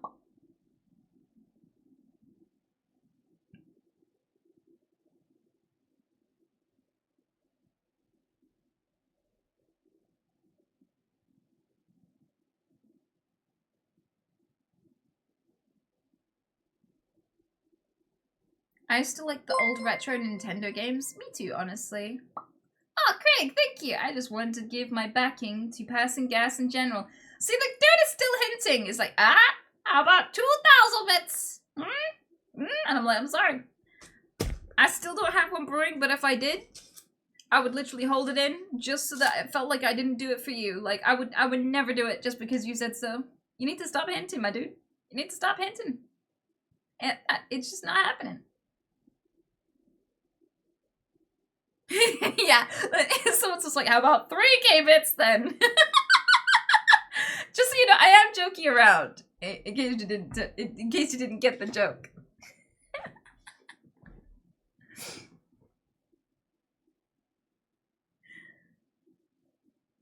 Yeah, we know. I just hope he knows which part I'm joking about. It's not I'm not joking about that. I'm not like, just kidding. Give me another 1,000 and I'll totally fart. That's not the joke. The joke is, it's fine. I'm used to internet people. You know, the kind of people that you could be like, it's raining cats and dogs out there, and they look out the window like, no, it's fucking not, you liar. You are. So.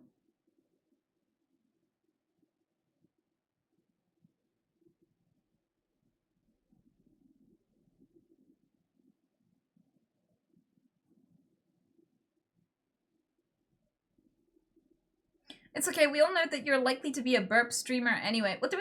I can't help it, okay? It's not even a real burp. It's just like, you know when your drain gets clogged and then it suddenly unclogs and it goes blah, blah, blah, blah. Well, that's what's happening. Things just build up in my esophagus because it doesn't go down, and then it all goes down at once.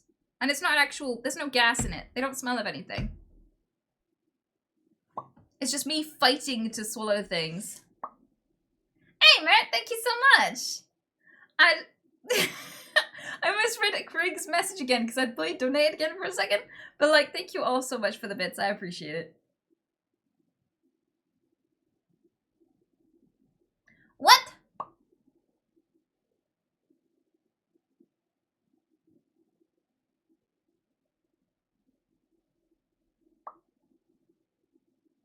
$1,000 credits with no fart request? Unheard of, to be fair. To be fair. I'm gonna say it though. I'm gonna say it.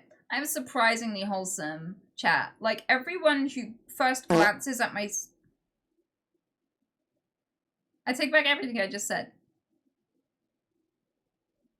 I really do. Never mind.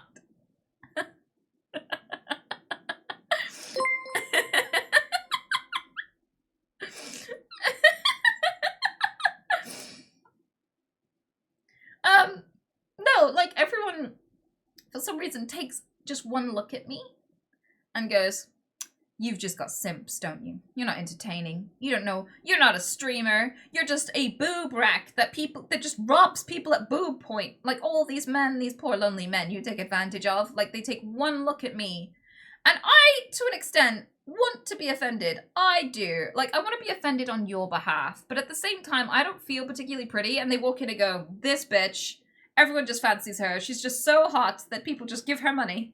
I'm out. And they make terrible assumptions of you. And it's like, I don't feel like a hot girl. I don't think I'm a hot girl, but it's kind of cool that you do. I should be insulted, but I'm trying so hard. But this guy thinks I'm a hot girl. It's kind of funny. You think I could just ride on this? Like, you think this would be enough for me to just coast in life? Have you seen the supermodels on this platform? I'm a 2 out of 10 by Twitch standards, okay? There is no fucking way I could carry a stream on just looks alone. I'm sorry. And to be fair, there are some fucking stunners on this platform that get like 5 viewers for years. Beauty is not the currency people make it out to be on this platform. But if it was, I would fall flat on my face. I do not have supermodel beauty, and I don't care. I don't think you should need supermodel beauty to stream, and God knows none of the men need it to succeed on this platform. There are plenty of people on every end of the scale of conventional beauty that are male that get to stream. Why wouldn't there be for women? I think, like, it shouldn't be a requirement. Thank you. But, like, where I'm going with all of this is completely lost on me. I forgot. I don't need you to fart. I'm just saying that there shouldn't be a farting stigma. I love this Craig guy. You are great. Thank you for all of the fucking thousands of bits. You're cracking me up. I don't know if you're trying to make me laugh, but you are. You're amazing. I hope you come back. Gundam, thanks for the prime as well, sweetheart. It's always nice when people give me their prime. And again, nothing to do with fancying. I just want to give farts their deserved prominence.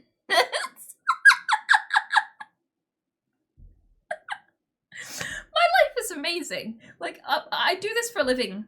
Like, I literally just read out weird comments for a living. It's very entertaining. Like, I couldn't have picked a better job. Oh yeah, I see that there's donos abound. People have been hella generous and I've been ignoring the shit out of them. Please run the donos, let's catch up. I thought anyone who donated is still even listening right now. Still thinking of a way to get you to try out WoW since the new expansion is out. I haven't given up yet, just hitting a bit of a dry spell. Well, by all means, if your way of trying is donating, keep trying. I can't, no promises. You know, but you can keep trying to convince me if you'd like.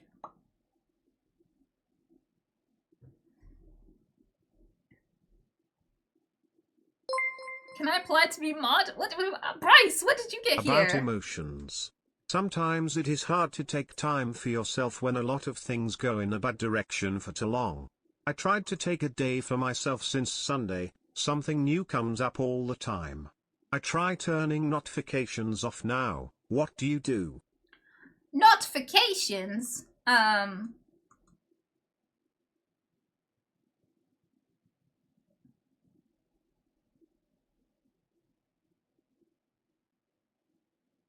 For me, I kind of feel like when things are going awry, when there's lots in the world that isn't going your way, that's just going to be life. Like, no matter how good you have it, there are going to be things that aren't going your way. There's always going to be stuff that you wish you could improve about your existence. It's never going to be good enough. Humans are not designed to be satisfied. Satisfaction is a very, very crippling situation to be in because it stops progress. It stops you improving things. It stops you trying. It holds you still, right? So we're not really designed to be satisfied very easily, unfortunately. We're ever chasing satisfaction, but it's seldom ever there. So the way that you find happiness, the way that you find contentment, is by loving the awesome things about your existence alongside acknowledging the things that still need to improve.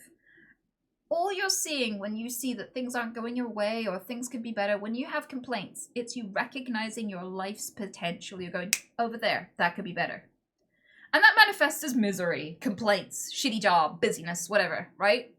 But that's just you going, that needs to be better. And identifying it as part of improving it, that's natural and cool. At the same time as having a shitty job, or at the same time as having a rough relationship, or at the same time as having a messy room that you never get around to cleaning. Whatever. There are still thoroughly good things, and if there aren't, it's easy to create them, no matter what situation you're in. Eat a good chocolate bar, have a phone call with a friend, go for a walk somewhere beautiful, you know? Like, even if you can't make time for yourself for the weekend, make time for yourself for 15 minutes.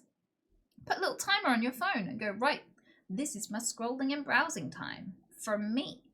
And then, if you remember and hold on to those moments and go, yeah, it was a tough day, but I did get to see some really cool videos today. I made sure I got to laugh at some stupid dogs on TikTok today, you know, and you can start small. And then maybe tomorrow you don't have time to go hang out with yourself or do something nice for yourself, but you order yourself a cheesecake or a dessert. And when you get home, you eat your dinner and you look at the cheesecake and you know the cheesecake is pending, and then you eat the slice of cheesecake and you get on with your life and you go, yeah, today had some rough patches, but I treated myself to a really good cheesecake.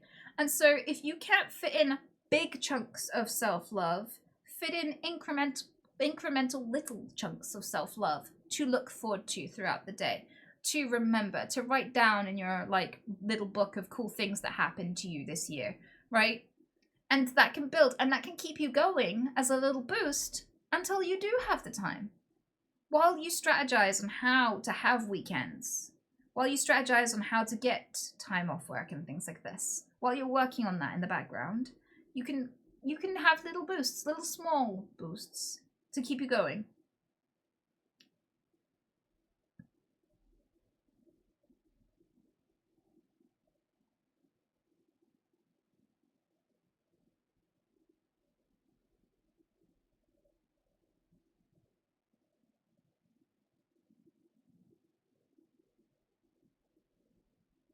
Umbrella.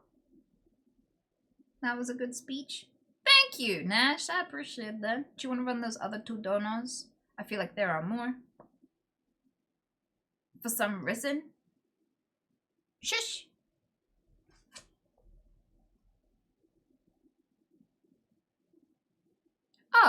You don't see them? Okay. Then let them be bugged. Never mind.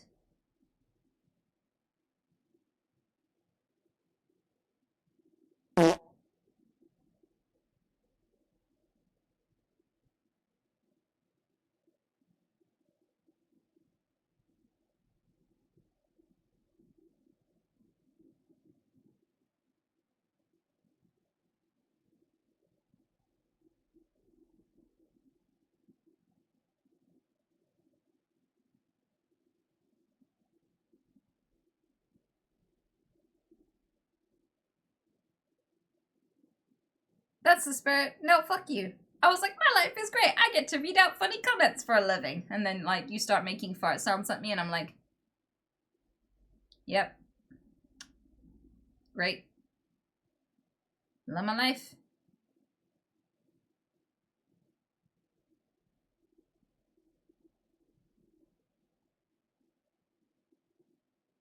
I haven't seen one funny comment, sorry. See, like, I can tell you'd make an okay mod in some ways, Bryce. Some ways. Because, you're very good at crushing people's spirit in chat.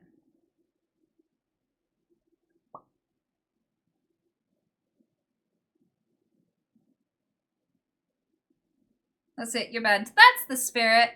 That's the glorified whole monitor kind of energy you gotta bring to the table.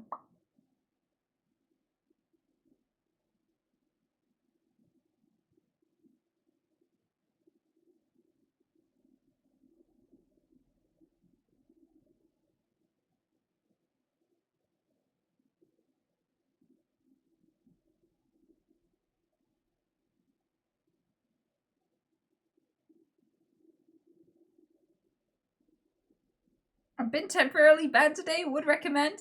See, some people love getting hammered.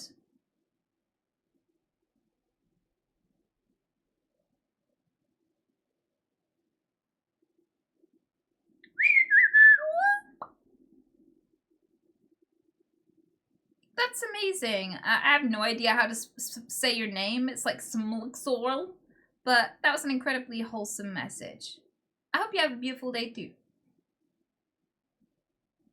Did you make or buy the rabbit bed?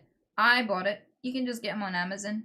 They don't come with as a very comfy blanket, so I bought the blanket separately. They like fluffy things. Bunnies really like fluffy blankets.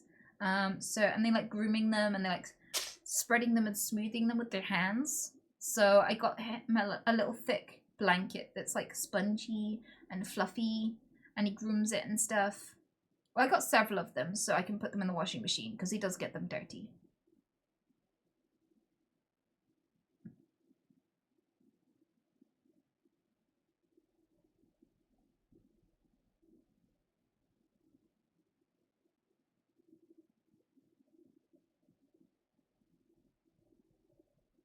Okay, question here. How does one just let it go? As in, radical acceptance. Difficult concept for me to embrace. As in, like, let it go as in not resent things or get hung up on things that didn't go well, and not to get, like, constantly spiraling over regrets and constantly thinking about things that have transpired. Or are you talking about let it go as in, like, being able to just be free, go with the flow, and not necessarily need things to go to plan, and to be able to adapt to the ever-changing of nature of the your life, and not be like, I have expectations, and if I don't get this job and have this type of partner and have this kind of dog and this kind of house and this kind of wage, then I can never be happy because that's what I want, and anything else is just lesser, and what is the point? Like, there's two kinds of just let it go mentalities, and which one are we talking about here? Because I got a speech for each. Speech for each! Shush.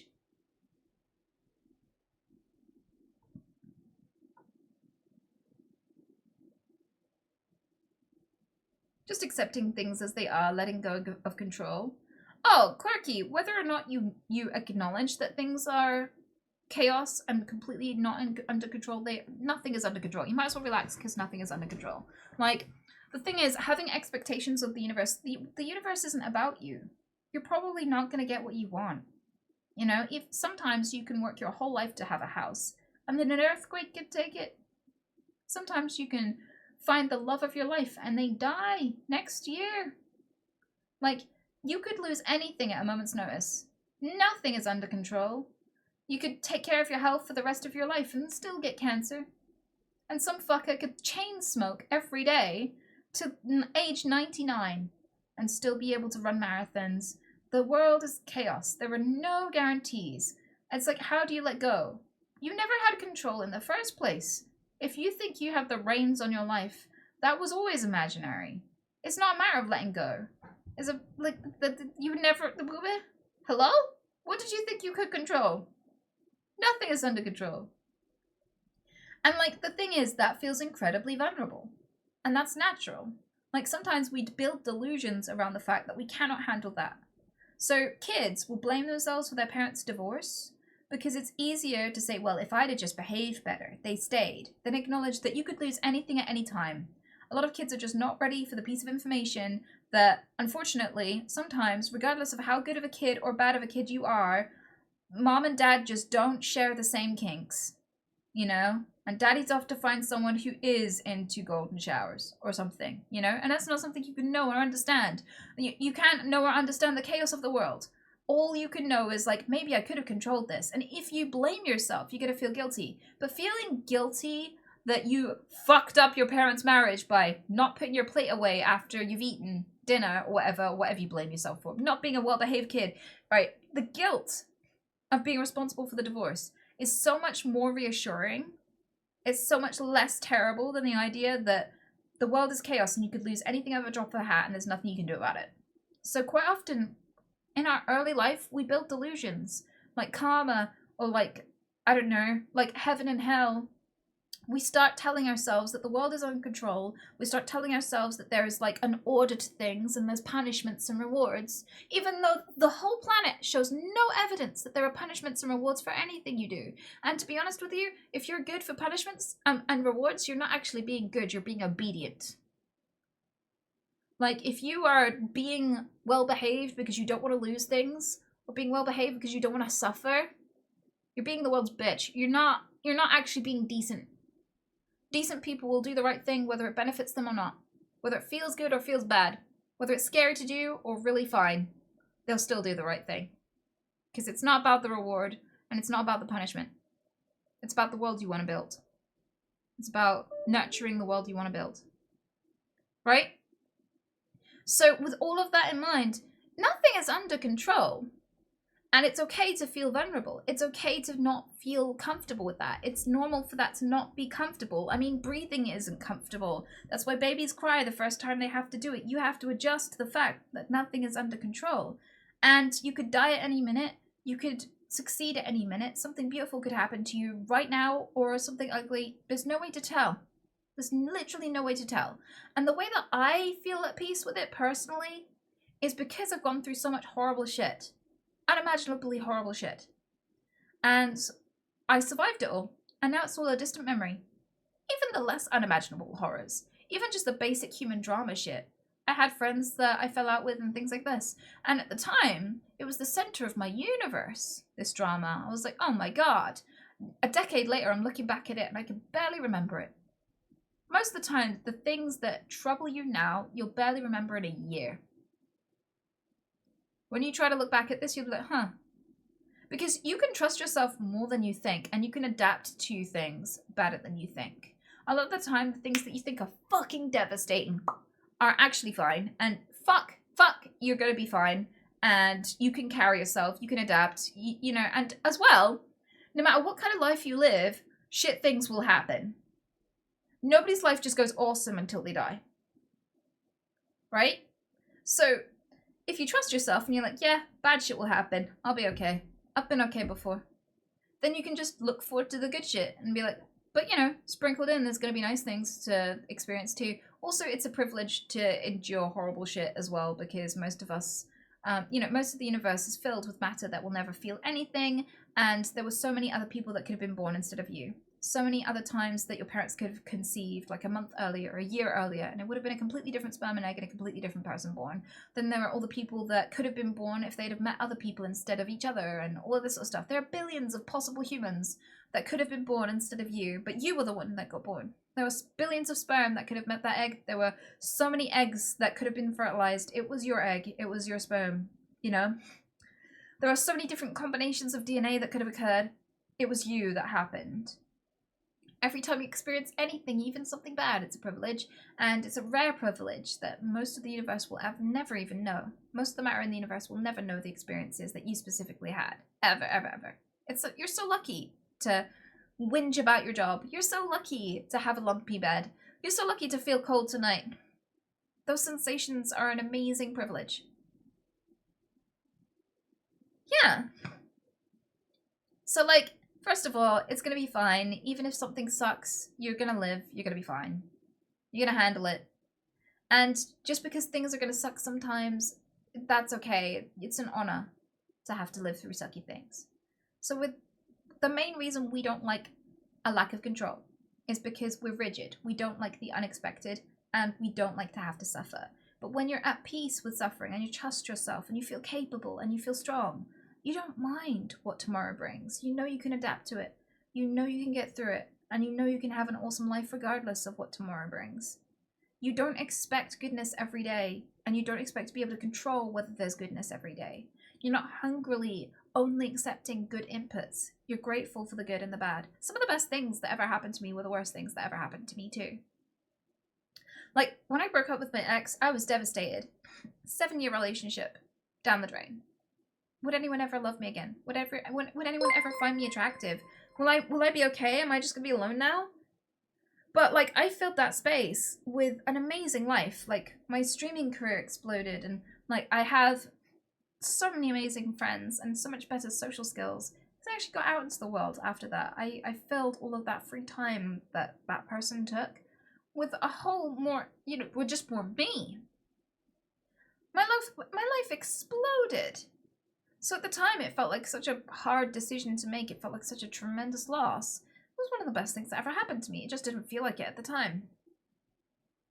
So a lack of control is amazing because often the things that you would voluntarily throw at yourself are so much smaller and so much less amazing than what the universe will throw at you.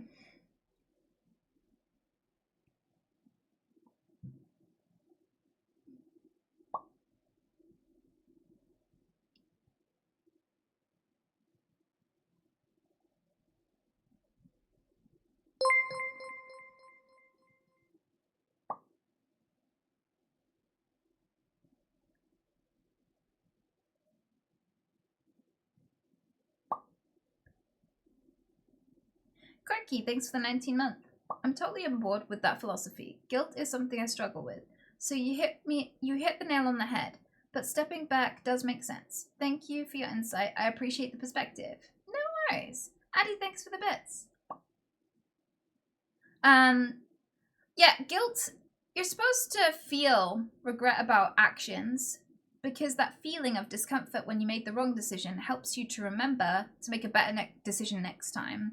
It is not meant to be there to stifle you and hold you back. To the point where we're actually designed to misremember our past, so we look back at ourselves more fondly. Most humans will accidentally gloss over or misremember things to paint themselves in a better light in their own memory because we want to have a kind of identity where we feel good about ourselves, and it's really difficult and uncomfortable to feel bad about ourselves and our actions. So we accidentally, without realizing it, lie to ourselves about previous occurrences, arguments, and how they went, or like how you handled a situation, or what you did with your childhood, or what kind of person you used to be in your teens, or whatever, right? And this is to avoid a sense of cringe. This is to avoid a sense of embarrassment and to feel like a better person. And the reason why we have this as an instinct, and it's designed into a lot of people, not everyone has it, most people do, is because if you regret things too hard, you're scared to make new decisions. Like, if you regret things too hard, it feels like a mental injury that makes you terrified to have control of your life, because if you make this decision, it makes you averse to decision making. You're scared to choose a chocolate bar in case you choose the wrong one and regret it. Like, because regret becomes so scary when you experience it to an extreme. So regret can actually become dysfunctional. Its intended use is to improve your behavior. But if you start using regret by mulling things over too much, giving way too much of a shit about stuff you can't change anymore, like if you start having a dysfunctional relationship with your sense of regret and your lessons learned, then it will start to inhibit you and hold you back constantly. And you start abusing yourself with your regret. You start using it as a weapon to hurt yourself with. And that's a huge issue. That's not what regret is for. Regret is meant to benefit you. It is not meant to hold you back. It's not meant to make you scared. It's not meant to make you scared of the future or trusting yourself. It's meant to make you better at making decisions. You get good judgment from bad judgment. You have to learn these lessons. You had to fall down quite a few times to learn how to walk. You have to fuck up quite a few times to be able to trust your own judgment. That's what regret is for. So the memories where you fucked up stick out, and you can draw from that experience to refine your behavior. If you are using it against yourself and you're constantly mulling over things you can't change in a way that just makes you feel sad and doesn't change your behavior, or if it does change your behavior, it just makes you like, I'm never getting in a relationship again then, because that one didn't go well. Like, that kind of regret is you abusing yourself needlessly. That is useless regret. That is dysfunctional relationship with your regret. That's not what it's for, okay? That's just not what it's for. That's like trying to paint your car with a cheese grater. That's not what it's for, and that's incredibly counterproductive. What the fuck are you doing? It's agonizing watching you try this. Stop. Litlol, thank you. 71 months! That's incredible! Thank you, sweetheart. Thank you for being here. Oh my god.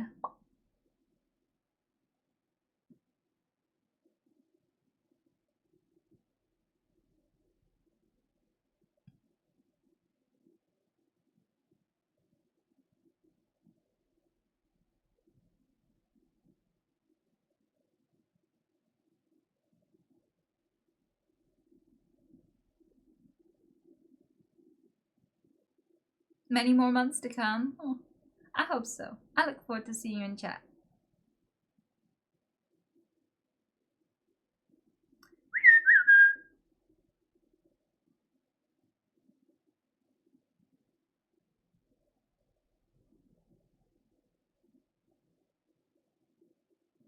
But yeah, the short answer to that is just relax because nothing's under control.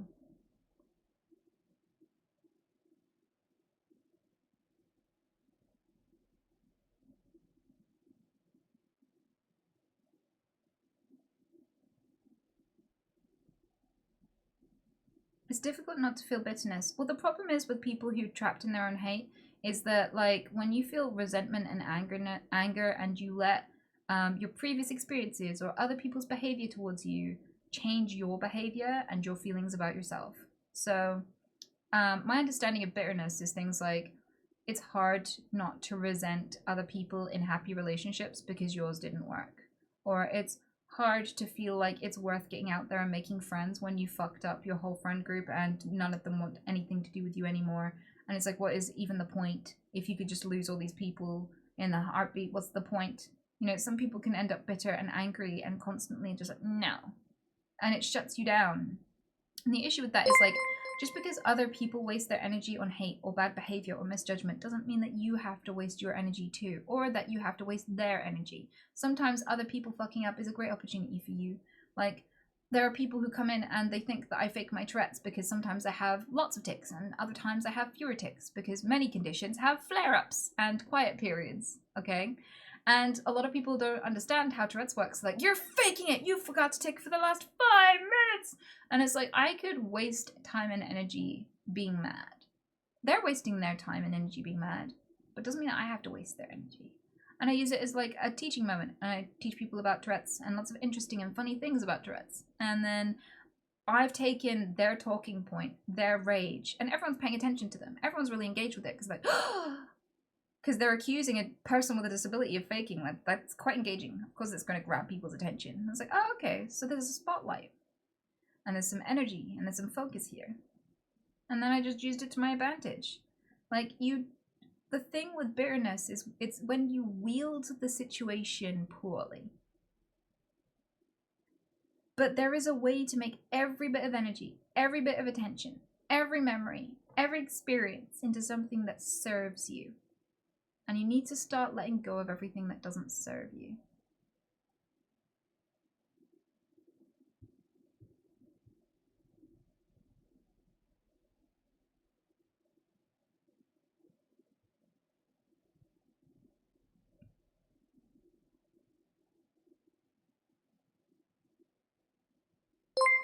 Thanks, Ed. I appreciate it.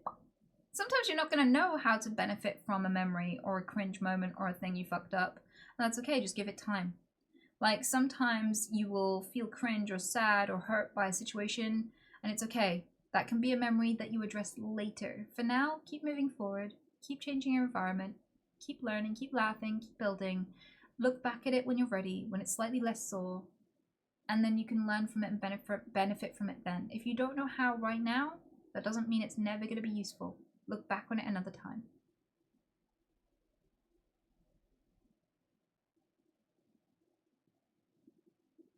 Like, I didn't know how to benefit from that breakup I mentioned. I was like, how is this beneficial? My whole life's upside down. Like, I lived with him. We both had to move out. He had to move back in with his parents. I couldn't move back in with my parents. So I had to go and find somebody else to move in with. I had to find like a flatmate, a new flatmate. I had to figure out how to move my animals. I had to figure out like so much stuff. I had fuck all money, you know, because my ex stole a bunch of my money. So like I was in a really tough spot and I was like, how the fuck am I supposed to benefit from this? How am I supposed to be grateful that this happened to me? Like, this hurts to think about. I'm so sad about it. What the fuck do I do now? If someone told me at that point in my life, just benefit from it, forehead, just see it as an opportunity, I'd be like, oh, fuck off, right? And I struggled. I didn't have enough time to grieve properly. I had to be like, right, time to move, time to pack my shit, time to figure out how to not be homeless in a week. Like, fuck, I was way too busy to sit there and be like, where's the life lesson in this? Let's meditate on this.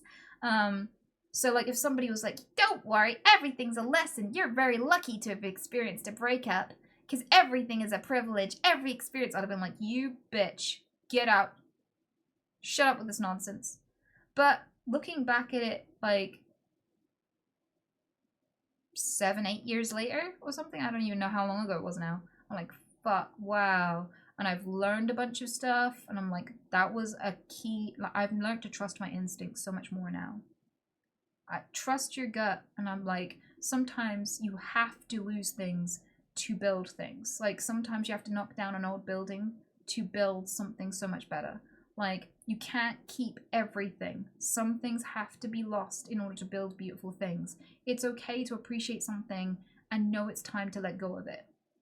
It's okay to let go of the things that do not serve you, and that it's okay for that to be a little bit painful.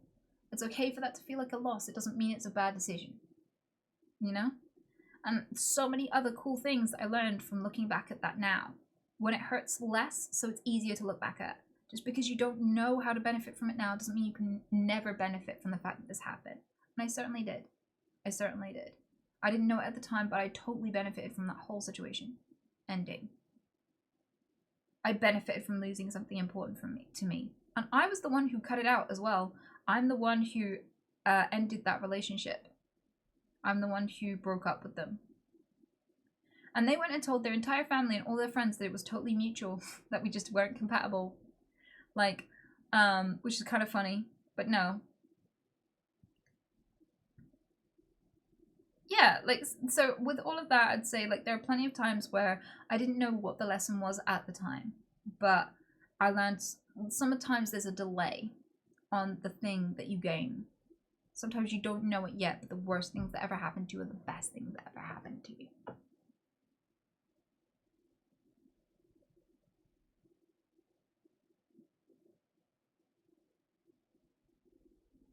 What was the lesson though? I literally just listed some of them, like trusting my gut. My gut said to me that something was wrong for a long time, but I had no proof. And I felt like I wasn't entitled to leave because they hadn't technically done anything wrong that I could prove. But I knew it in my gut. Like, there was no proof, but I just knew it in my gut that something was wrong and I should leave, and I feel like this person is lying to me. I feel like this person is betraying me. I feel like this isn't normal. I can't quite articulate it, but I already know, even if I haven't seen any proof, that there is something wrong, right? And I should have listened to that. I think one of the things that I learned is that If someone doesn't make you feel good, it's okay to cut them out. It's perfectly reasonable if you're just not enjoying it. You don't owe someone your body or a relationship just to be reasonable. Just because it would be unfair to break up when they haven't done anything. You know? Because they had done something, I just couldn't prove it. And I knew deep down.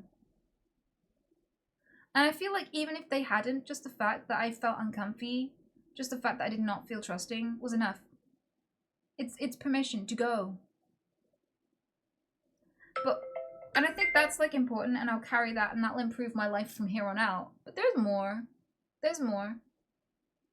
Like, that relationship was the only support that I had in my life. That was the only person that really helped me out if I was struggling. That was the only person who would ever be there if I was sick. That is the only person I could talk to if I needed help with my mental health or some shit, right? They were the only support I had. Solely. And so it seemed like such a dangerous, and financially as well, like, I had to cohabitate with them to be able to afford life and all this sort of stuff. Like, so it was a huge thing to be like, no, I don't want this relationship. I choose me. Being alone with me is better than me and you, right? That felt destructive. That felt like carving half of myself and just throwing it in the bin. Because when you've been with someone for that long, they feel like the other half of you. So I also, another huge lesson I had to learn, not just to trust your gut, was that destroying things can be building things. That, like, most of the most beautiful things you will ever build begin with destruction. And I had to destroy my relationship to build a better me, to build a better life, to have a more secure future, to find out what I'm capable of, to have my full potential, to do what I'm passionate about, to have a life worth living. I built so much in the space that that person occupied. And I didn't know I could. I didn't realize that would be the outcome at all. I just did it to stop suffering. Like, this person was not making me happy, and I was like, I just want to suffer less. So I destroyed the relationship. I built something 10 million times beautiful in its place. In the empty time, in the place where I would put all of the energy, time, and emotion, I put something better to put all of that into. So yeah, destruction can be a form of creation and a really important aspect of it. Also, I learned that I can handle losing things. So it's not worth being terrified of having things just in case you lose it. You can lose stuff and still be grateful that you ever had it. You can lose stuff and you can handle losing stuff. But if you avoid ever having anything, like you avoid ever having a relationship or ever having friends or ever taking risks in case you lose it, then you never you skip to the part where you've lost it all. Like, it becomes an inevitability. Like, your fears become your reality, and if you fear loss, you lose everything before it begins. So, yeah, there were lots and lots of lessons that improved me. I'm a brighter, happier person. I'm a healthier person. I'm a much more well-rested person. I'm financially in a better position. Like, every aspect of my existence is improved by that person's absence. And I was completely dependent on them and could not imagine a single second of my life without them at one point. And the idea of losing them was terrifying. So much was learned by ending that relationship. So much.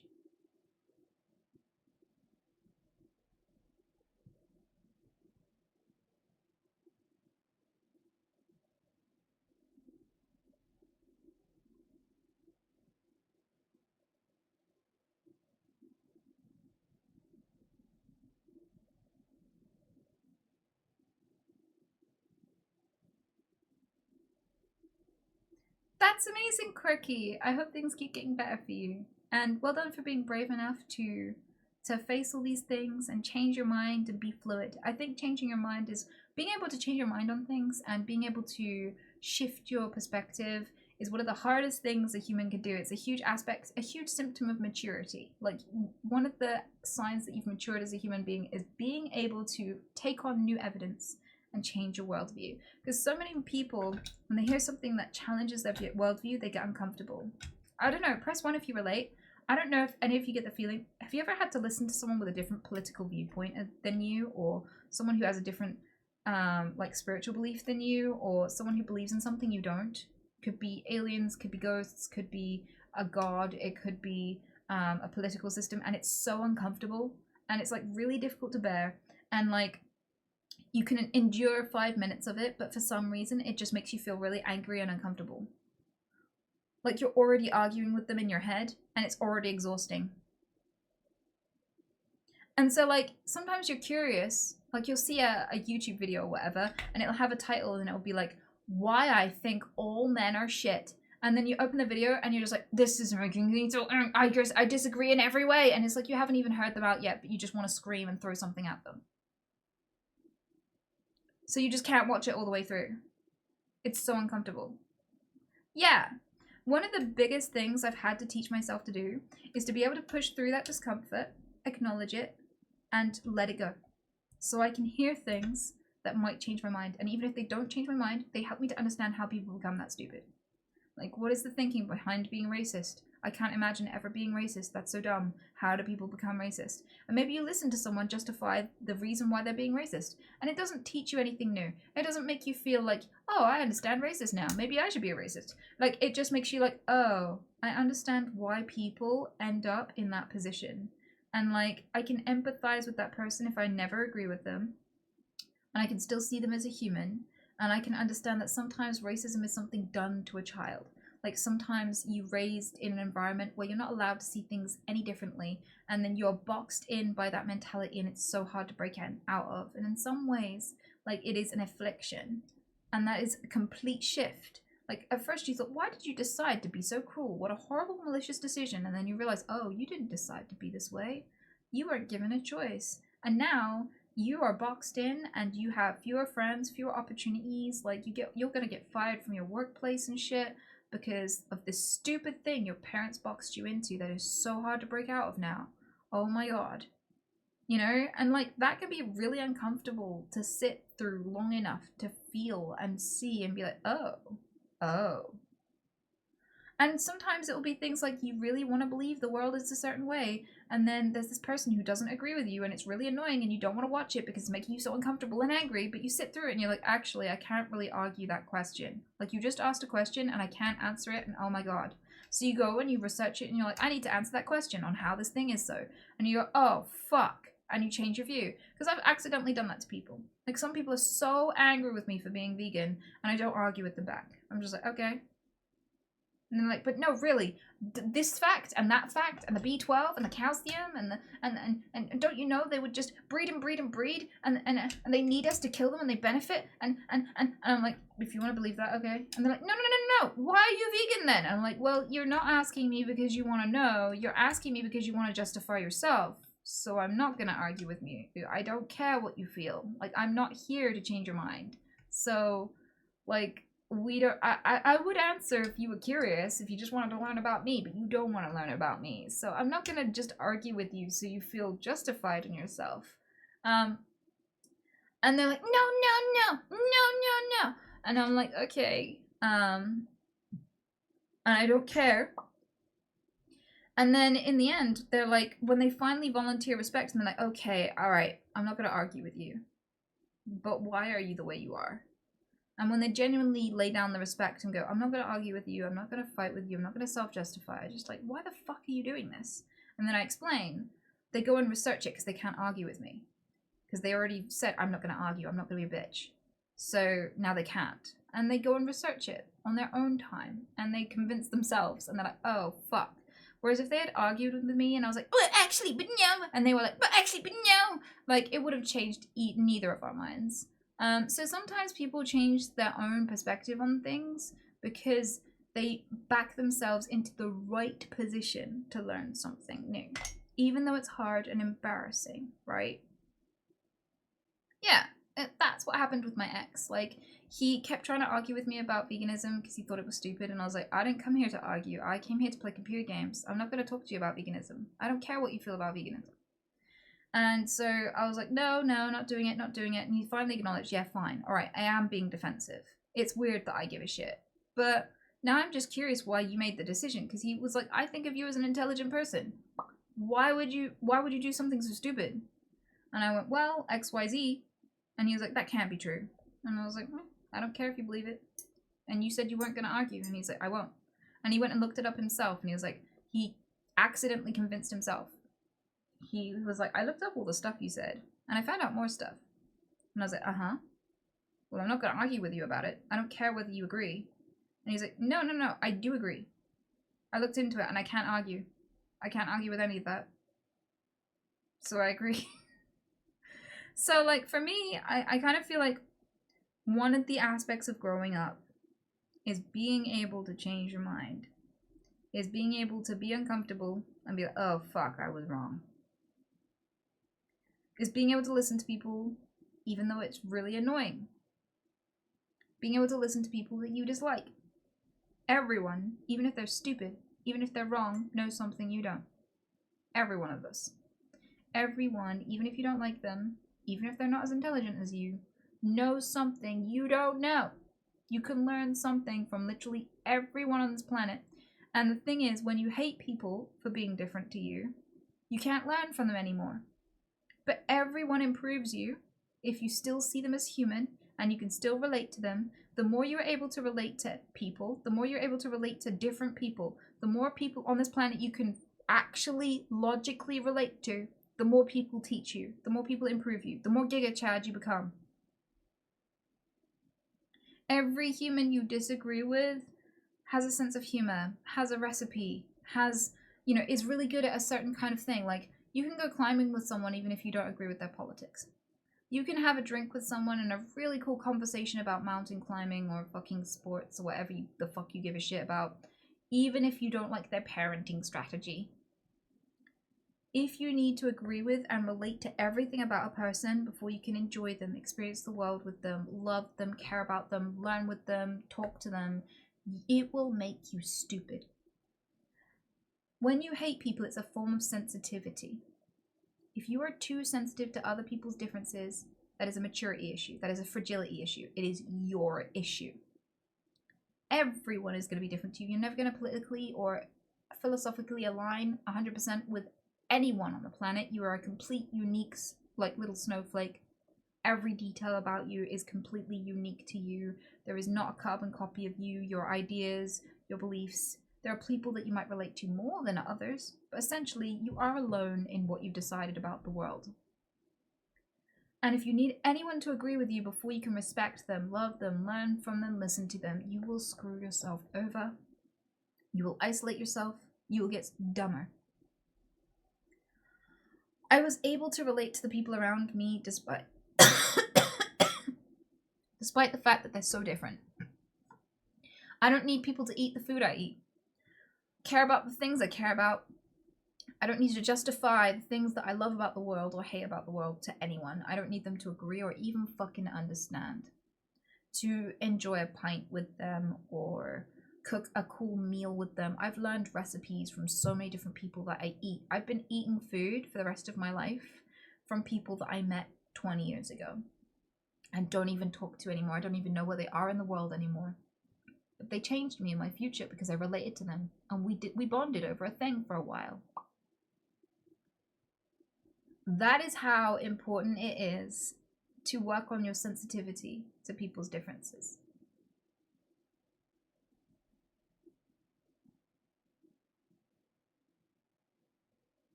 Do you find it strange that everyone feels so polarized? No, because passion is normal. Yeah, go ahead and run those donuts. I get it. I just, luckily, no longer relate. There are billions of bugs out there, but you gotta be bugging. What?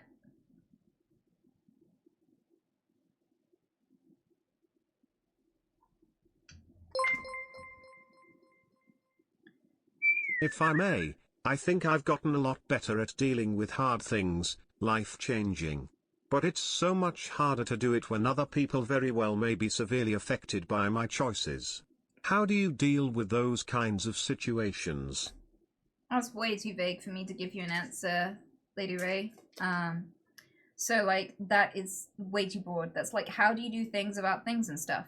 I mean, how are they affected by your actions? I mean, technically, everything you do probably affects someone to some degree. You buy clothes, and like there might be someone who has to make those clothes who like suffers horribly because you chose to buy it, and now this business person thinks they can get away with it, so they do this horrible thing to more people or whatever. Like, even small actions, you're like crossing the road at the wrong time may have slowed someone down for work by like 6 seconds, which eventually leads to a chain of events which gets them killed or whatever. Like, everything you do just by passively existing, you produce billions of tons of trash, and that is all out in a landfill. It's never thrown away. There's no such thing as away.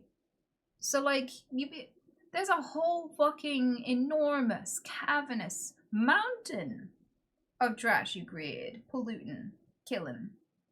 Everything you do has consequences for other people, both good and bad. Like, which ones are you talking about? Are you talking about the selfish decisions? They're very specific, where it's like you could have done something better, but you didn't? Or are you talking about just the passive consequences of existing, because you can't be expected to monitor or even know that? All you can do is exist. Like, I don't know, it's too broad of a question. I don't know where to begin with that one.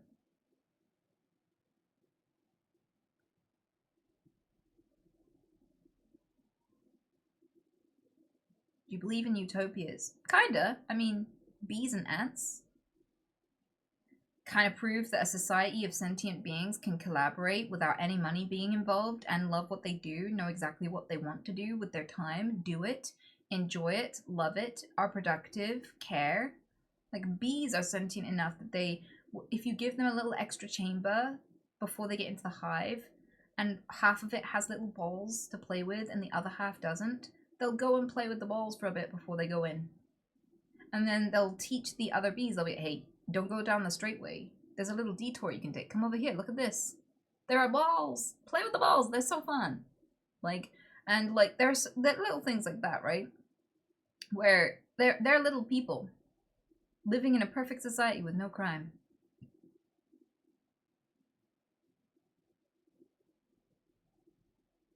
And ants have that. And mole rats have that.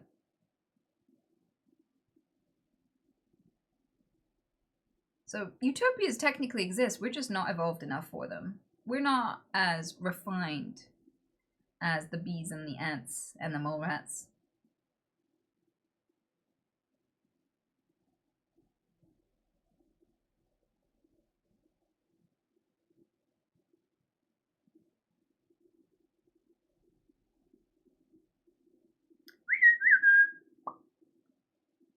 Yeah, it's a skill issue on our part. Absolutely.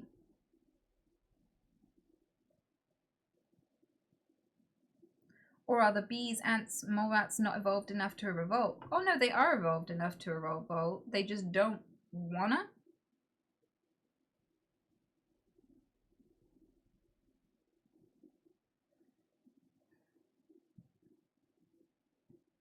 They don't need to. I mean, they can drink on the job.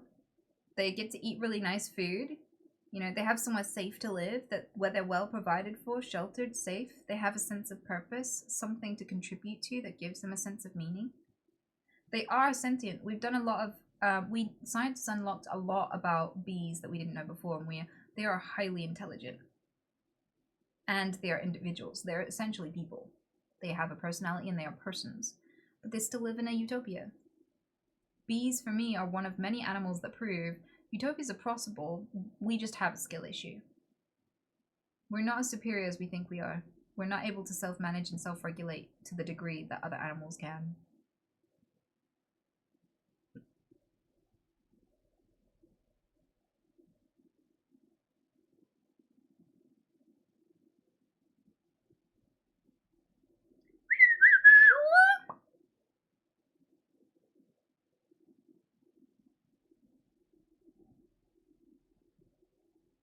"600 different languages spoken in Australia before these societies lived in peace until then." Well, I kind of feel like it's a thing. War is a thing that humans invented and for capitalism, for personal gain, and it's a thing that we can grow out of. Genuinely, I think we as a species can grow out of war.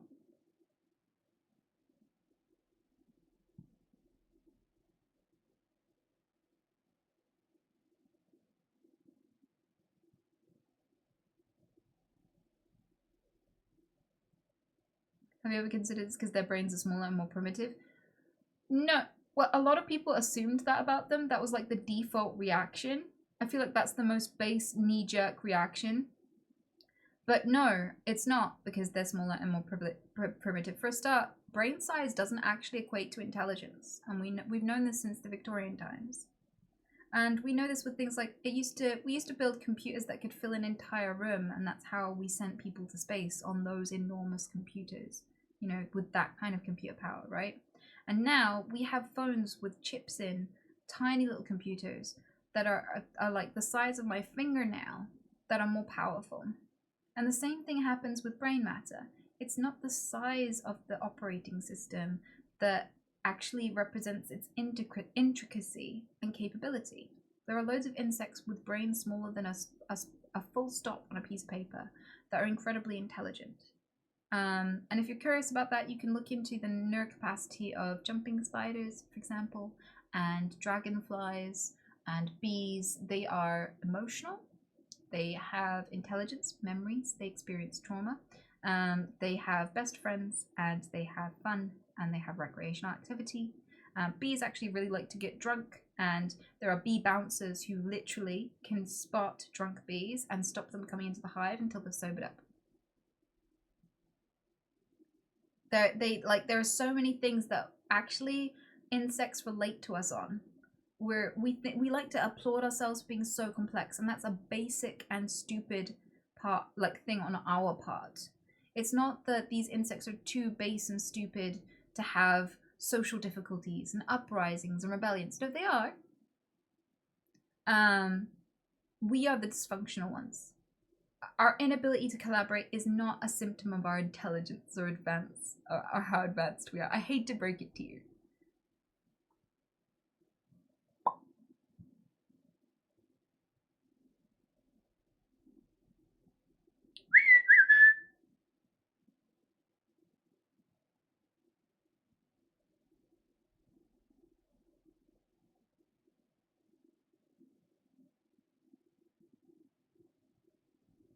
But yeah, it's been fun hanging out, but I do have a lot to get back to.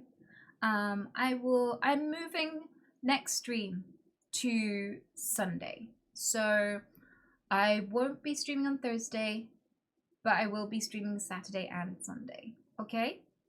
Yeah, it is over already. It kind of went really fast. I really enjoyed today's conversation, so thanks for hanging out, and thanks for all the cool questions. Thanks for all of the tips. Thank you for everything. It's been really fun. I'll see you soon. I'll see you Saturday for videos, okay? Yeah. Be good, everyone. Oh, thank you for the bits. I will give you the outro today. That's what I'm giving you. You have a good one, though. Goodbye.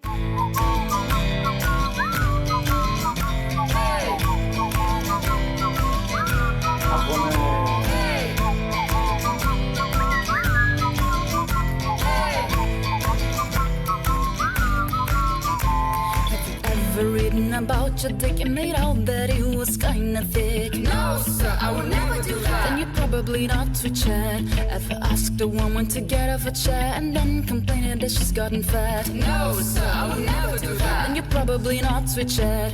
Have you ever donated $50 just to call a streamer a twat? Hey, sir, I think I've done that. Welcome to Twitch Chat, the wholesome place where you can stay, but we have more, so you better behave. Jack can be very nice and chill as long as you don't follow you through. So take it easy, remember that you can always be bad.